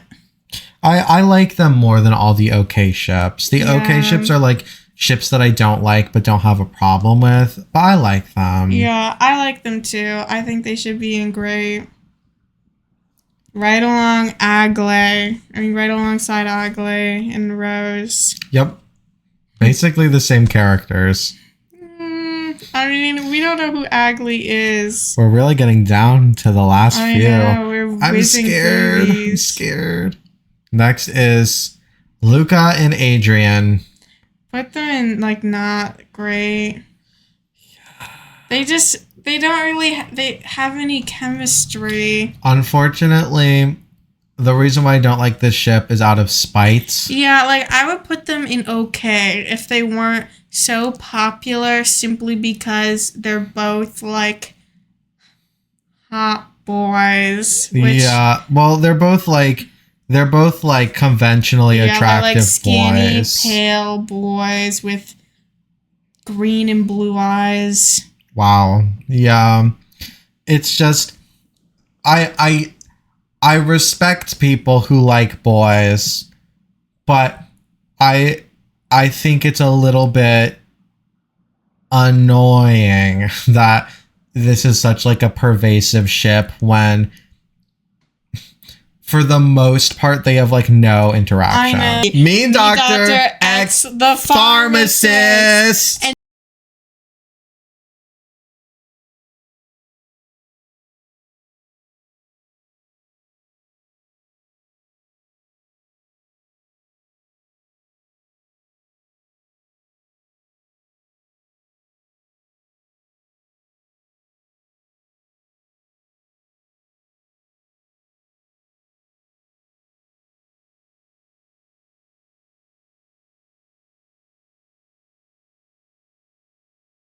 It's like people also really ship like Marigami kind of for like a similar reason where it's like subversive. It's like these two boys are together, these two girls are together. It's like breaking the love triangle with like a gay ship. But it's like different. People like Marigami for like a different reason than they like Luke Adrien. I know. It's like because Miraculous Ladybug has a history of misogyny. Like a lesbian ship is more of like a subversive victory between these two characters who kind of have this boy wedge between them. Yeah, exactly. And I don't really think that their dynamic. I think at the beginning their dynamic is kind of misogynistically written, but I don't think it is overall a misogynistically written dynamic. Yeah. But I still like see the victory when people like ship them. Yeah, exactly. Meanwhile, Luka and Adrien, it's just kind of like people pretend that Adrien has no character. I'm not even going to get into that. He has more character than almost anyone else in the show. I know. Doesn't matter though. It's not really a victory when Luka and Adrien are put together. Sometimes it just kind of feels like a way to fixate on the show while ignoring the girls. Yeah. And like I will always respect people who just simply want to ship boys because they like boys together because they're like gay or something. So that's what they gravitate towards. Mm-hmm. And I think that's what it is sometimes, but that's not what it always is. And it's soured my opinion. I agree. Plus, if you want to ship boys, like the main ship is Adrinette. So I don't even like it's. Yeah, you've got Adrinette, you've got Marigami, you've got Lilagami. You have everything. Also, like, no one seriously ships Adrien and Nino, and they're both boys, and they actually like each other. I know, and it's obvious why that is. Yeah, no comment. Oh! Ada and Claudie. I kind of want to put them in OTP, but that feels wrong. QPR. Real? Oh my god, I never thought of that. I think they're in a QPR. Because I think that Ada isn't emotionally developed enough to have like an actual romantic relationship. I think you're right. I don't think they can like support each other in that way. It's just Ada is like new to this world. Mm-hmm. Ada has like such a different life than Claudia. I'm not sure that they could be in a full-on romantic relationship, but I think they can have just as much of a fulfilling, ultimate, unbreakable QPR. And think of the drama of them having this deep, unshakable bond. But if Claudie quits her job, or if she was fired, she would not be able to see Ada anymore. That is so sickening. So she has to always be on Tomoe's good side. No matter how evil Tomoe is revealed to be to her. That's insane. Yeah, that's the drama. That's why the Conte family, Tsurugi Industries drama is so compelling. There's so much going on. When you were talking about that earlier and you were like, the whole Conte family has this drama, I was like, really? But I get it now. This is dark. Yeah. Because Ada's a part of that family. I know. Ada is a part of that family. Oh my God. This is getting crazy. Guys, if you think this is crazy, leave a comment saying this is so crazy. And that's yet another reason why Max and Sublime are a good pair, because they've got this shared drama with Tomoe and Tsurugi. Exactly. That's true. Like, we don't need to pick one over the other. They can both have this drama. Exactly. And you know what? I just thought of a new ship. Caroline x Tomoe.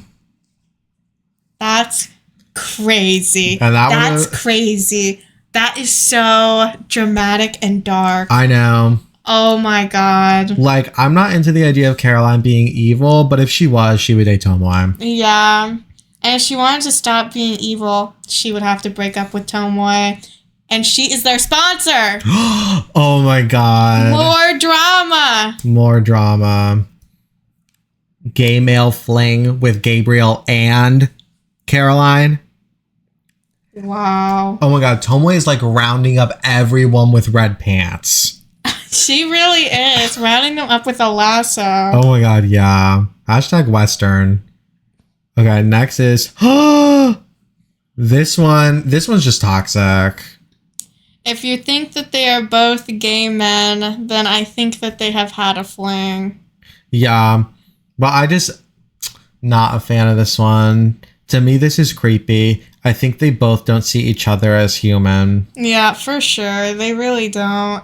Their relationship would only, for each of them, be to have power. Yeah. Also, like, in my AU, Audrey is like a closeted femme lesbian for the most part. Of course. So like, if she dated Gabriel, it would be like a farce for both of them to attain power, much like her marriage with Andre, but it'd be worse. It would be worse. Yeah, definitely. Next is Camille X the Florist. Okay, so Camille is the florist from Miraculous Rise of Sphinx. And that means there are two florists in the Miraculous Ladybug world. And they're dating. Nearly perfect. Yep. The only reason why they're not perfect is because we never see them interact. Because they don't exist in the same universe. Right, but they're both in the same canon. They are both florists, and that makes me. I know they're together. I know it for a fact. Mm-hmm. That's enough said. Yeah. And you know what? Here's the thing: if there were polyamorous ships. Mean Doctor, Zelia, Camille, Florist, Nurse Sissy, Claudie, Nadia, Nathalie, Amelie, everyone. The pharmacist, don't forget the Oh my God, the pharmacist. Thank you. Alim, everyone together. Oh, wow. No one is left behind. Penny, oh my God, Penny. Yeah, don't forget Penny. Yeah, no, I know. I said no one is left behind, then I left behind Penny, but yeah. Oh my God, Caline and Gisele. Wow, this QPR spans like the whole continent. Well, I mean, I never said QPR. Oh wait, I mean a polyamorous relationship. Yeah, they're all dating. Yeah. And they all have like deep interpersonal connections. Anyway. Oh God. Put them, yeah, they cannot be together in no world. I know there are some shippers of Chloe Net out there, but I also know that Chloe is like the fake fandom version of Chloe that I don't technically have qualms with. I do think there is a reason why there is such a popular like fandom version of Chloe and a favoritism towards Chloe. However, in the show, these characters should never be together and have nothing and could never have anything. And if they did, it would be horrible. Yeah, unfortunately, I wish that Chloe was a much more consistently written character. I agree. I wish that they either made her like a good redeemable, well, like a redeemable person from the start, or they made her an irredeemable person and kept her that way. But neither happens, and it's so messy. In general, though, Chloe's gone. She's out of the show. I don't even need to think about Chloe and Marinette together. I know. Thank God. But I'm not like completely against the ship. It's just, it's complicated. Yeah. 3 or 4 left. Put them in great. Yeah, they're great. I would put them higher, but they unfortunately, as we mentioned, have nothing going on. Yeah. And that's like entirely the fault of the writers for not making them hang out more. Yeah. Nino could easily be the main character and have like a very similar thing going on that Marinette does. Kind of similar to how Alya could be the main character. I know. But Nino, that's just because Nino and Marinette, their relationships with Adrien are supposed to be parallel. Yeah, exactly. But while Nino is just Adrien's close friend, Marinette is Adrien's like love interest. Mm-hmm. But you could swap them and things would be mostly the same. I mean, Nino is kind of so nebulous that it's not that you could put him in any position, but it's that he nebulously mirrors like a theme of like the Marinette type character in the show. So it's easy to slot him into several places. And the show chooses to slot him into nothing. Yeah. So anyway, people who ship them, I totally respect it and I think it's good. Yeah, I wish more people shipped them. I wish they had something in the show. Me too. I really wish they had something in the show. The only like interaction they really have in the show, like post season 1, is Party Crasher, which is one of the worst episodes in the series. I guess Nino is like, Adrien, I was Carapace. And then Adrien's like, what? Don't tell me that. And it's like not really a fun friendship moment. No. It's just a weird thing that happened. Yeah. And like, yeah, I guess there's not much more to say. I wish that the show made them have like kind of something going on the same way that Kagami and Marinette kind of have something going on, but it doesn't happen, and so the relationship isn't great. Mm-hmm. I'm realizing that not a lot of boys up here. Marinette and Adrien. Well, you're right. Kagami and Marinette. I know. I'm sorry. Mylene. I'm sorry. Adrien X Sublime. Boring. Sorry. I'm putting it in okay. Yeah. I feel similarly about it that I feel about like Marinette and Sublime. I think it's just because Sublime is new. Yeah, I agree. I think once Sublime like cements herself more as a character and grows roots, I'll probably have more strong opinions about ships with her. I mean, Sublimax. Oh, Sublimax. Yeah, you like that one. But that's different. I it's not that I couldn't see them together. I love their friendship. I think it's cute. Not that we've really seen it. Yeah.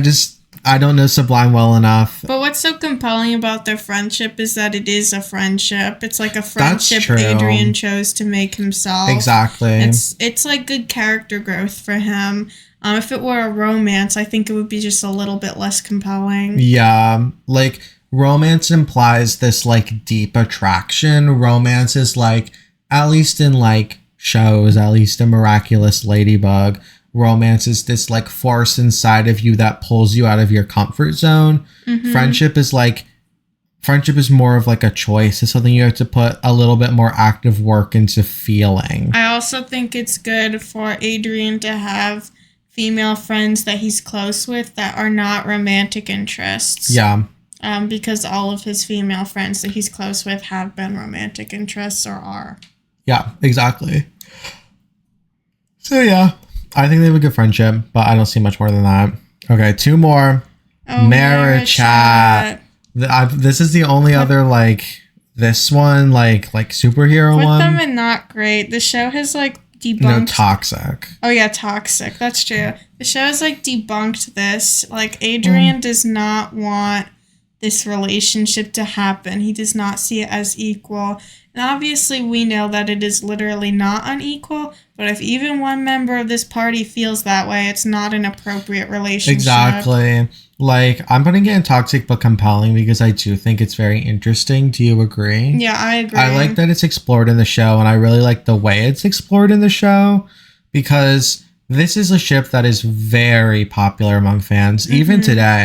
And the show does entertain it somewhat regularly. And I really like the way that they like conclude Mara chats as like a couple where it's like it could not work because they don't know each other's identity. So there is like a social imbalance between them. And even though that's not literally true because Marinette does know Cat Noir because she's Ladybug, if Cat Noir knew that, then it wouldn't be Mara chat. It's also a good reflection on like Ladybug x Adrien, because even if Ladybug didn't have someone she had a crush on, it wouldn't work. Like, wait, you get what I mean? Yeah. Like Ladybug x Adrien wouldn't work for the exact same reasons. Yeah. It would just be weird. It would be uncomfortable. It wouldn't be balanced. Yeah, exactly. And now for the last ship, Marinette x Mylene. Put that in nearly perfect. I agree. They could really have something. They like never focus on their like individual like duo stuff, but I love them together. The interactions between Ladybug and Mylene in Mega Leech are like so good. In my opinion. I agree with you. I really like them together. I think that there's just like, I think there's a lot of depth to Mylene as a character. She's very, I like her political activism, and Marinette is also a huge political activist. It's not focused on as much because it's not the center of her character, but it's like a big thing. And she's been friends with Mylene for like a very long time. Mylene is one of the people that she's known the longest. I think that's true. I think we've gotten too generous with nearly perfect. I think Marinette and Mylene should either be in great or hypothetical. Okay. It's just like, look at these other ships. Let's do great. Yeah. We've got a lot of toxic ships in Miraculous Ladybug. I know. So it is the most plentiful like category of ship. But you know, just factually, a lot of ships in Miraculous Ladybug, like Emilie and Gabriel, and Emilie and Nathalie. Nathalie and Gabriel, like those are toxic. Yeah. This one is toxic too. Yeah. It's just the show like explores these things. You know, like Nuru and Pollen could be like narratively represent Nathalie and Emily's relationship. See, now you're getting it. I'm starting to understand. Yeah, now you're getting it. Well, I'm pretty happy with this list. Of course, we have to remember that Sublimax is up here in OTP. Yeah. And this is our list. I hope everybody loves it and agrees with us. If you agree with us, comment. I agree with you guys. If you disagree with us, comment what you disagree with and why. Yeah. Wait. The Paris tea. Yeah, I was just about to say we never drink that Paris tea. We were at the grocery store early today and we bought some tea that was Paris flavored. And we made some so that we could drink it during this video. But we must have gotten so hyped that we forgot. Let's drink it now. Let's warm it up. Or maybe you want it like cold. No, let's warm it up. Go warm it up. Edit, but yeah. Hey everybody. I hope you loved this video. I had so much fun making it. I love Miraculous Ladybug. And I love talking about Miraculous Ladybug. I've been wanting to make this video for a while, and including my roommate in on it was very fun. I hope everyone agrees with these ships. OTP, these are some great ships up here. I hope people aren't mad at how many of these Luka ships are down here. I know people get defensive over their Luka ships.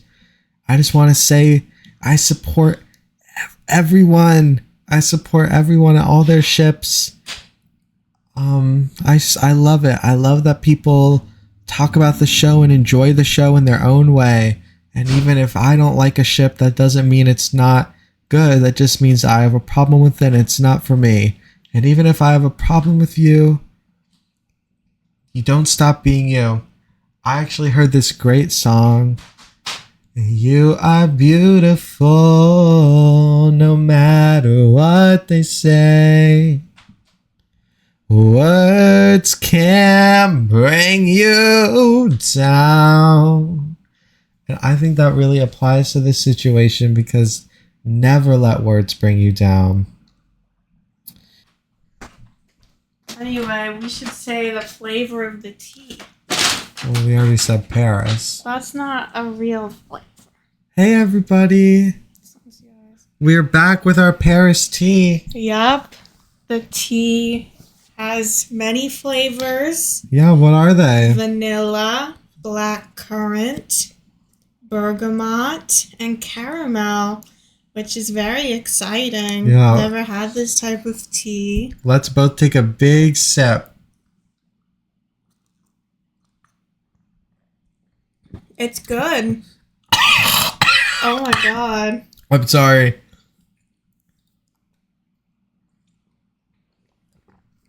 It's okay.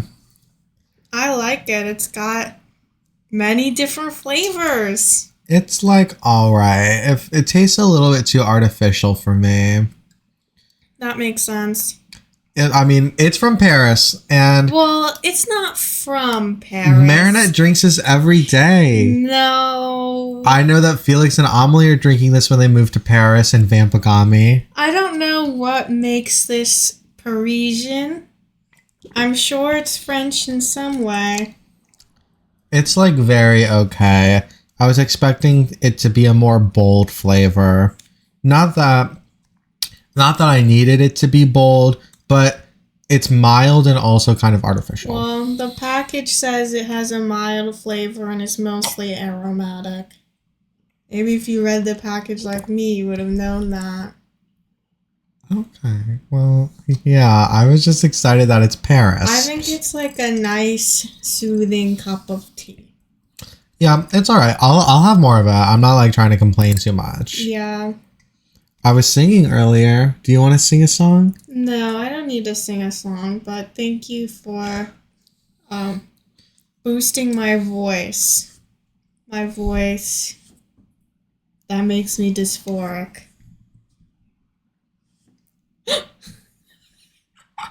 Yeah. Wait. Continuity. Which ship in Miraculous Ladybug is most red gay and blue gay dynamic? Oh, God. We had to look up what it meant because we didn't know. I know. We like didn't remember. I know. Oh, God. This is... Okay. Red gay is troubled past and general broodiness. Blue gay is light and outgoing with a hidden internal hardship. We should try to make them be mostly canon ships if we can find one. Yeah. But I can't really think of one.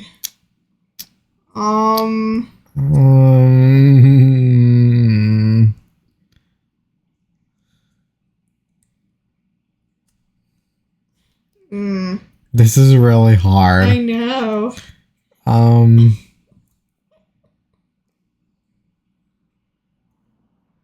Because no one in the show is brooding. They're all so chipper. Maybe Zoe and Sabrina. Okay, yeah, that's good. That's good because Zoe is like chipper, but she has a secret brother named Ray Lee. And Sabrina is brooding because she was like an evil bully and everyone hates her for it. Yep. Except for her gorgeous father, the cop. Do you think Gabriel and Emilie are red gay and blue gay? I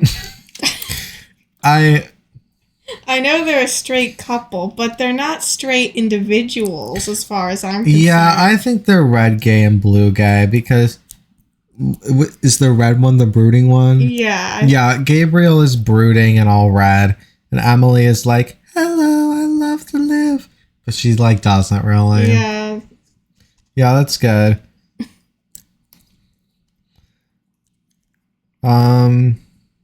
What about Lilagami? No. Okay, that makes sense. Just like, no. Sorry. I needed to ask the Lilagami expert. Yeah. I like kind of Aminath, but like Amelie isn't hiding anything. She just is chipper. Yeah. And I know that she would tell, like, I know that she would inappropriately like talk to people about her like abusive past. I know she says like really explicitly horrible things that have happened to her physically, and people are like, physically. Yeah, I mean, I think bad things have happened to her physically. I think people are like, okay, this is a supermarket. I am buying produce. Oh my god, I was also thinking at the store. Yeah. That's like my mom. My mom would say so many terrible things that have happened to my dear darling siblings in front of random people at the allergy clinic. Well, that's not exactly. Well, like yeah, I guess mom, that's not the same. I don't think she would bring other people into it. I think she would say, "This happened to me." Yeah, I guess you're right. I don't think it's even really. Wait. Oh, you could talk. Like trauma dumping. Like, I think she just thinks about it a lot casually, and so she mentions it inappropriately, and people have to be like, "Please don't." Yeah, I agree. But wait. Red gay, blue guy. Brooding. Chipper, but with a dark past. I think they're both chipper. Maybe the pharmacist is brooding. Ooh. Yeah, I think the pharmacist is brooding. You know, I think this video has run its course. I think we've said generally all that we need to say about Miraculous Ladybug ships right now. We can like update this when season 10 is out. Okay. Because Lord knows we'll still be watching. Oh yeah, I mean, I'll watch every season they make. Yep. Anyway, thank you everyone. I finished my Paris tea. Right, Scockle? I'm not finished. You said it was mediocre tea. Anyway. Maybe I am the red guy. I don't want to have this conversation. Bye, everybody. Bye. Wait, everybody. Comment below if you want to see more awesome content with me and my friend Scruckle. We can also rank Riverdale ships. When we finish Riverdale Season 7. Right. We can rank Riverdale ships when we're done. I hope that you guys want to see that. Sorry, we keep talking. Bye, everybody. Let's aim for 5 likes. Bye. Say bye. Goodbye. Goodbye. With 3, 2, 1. Bye.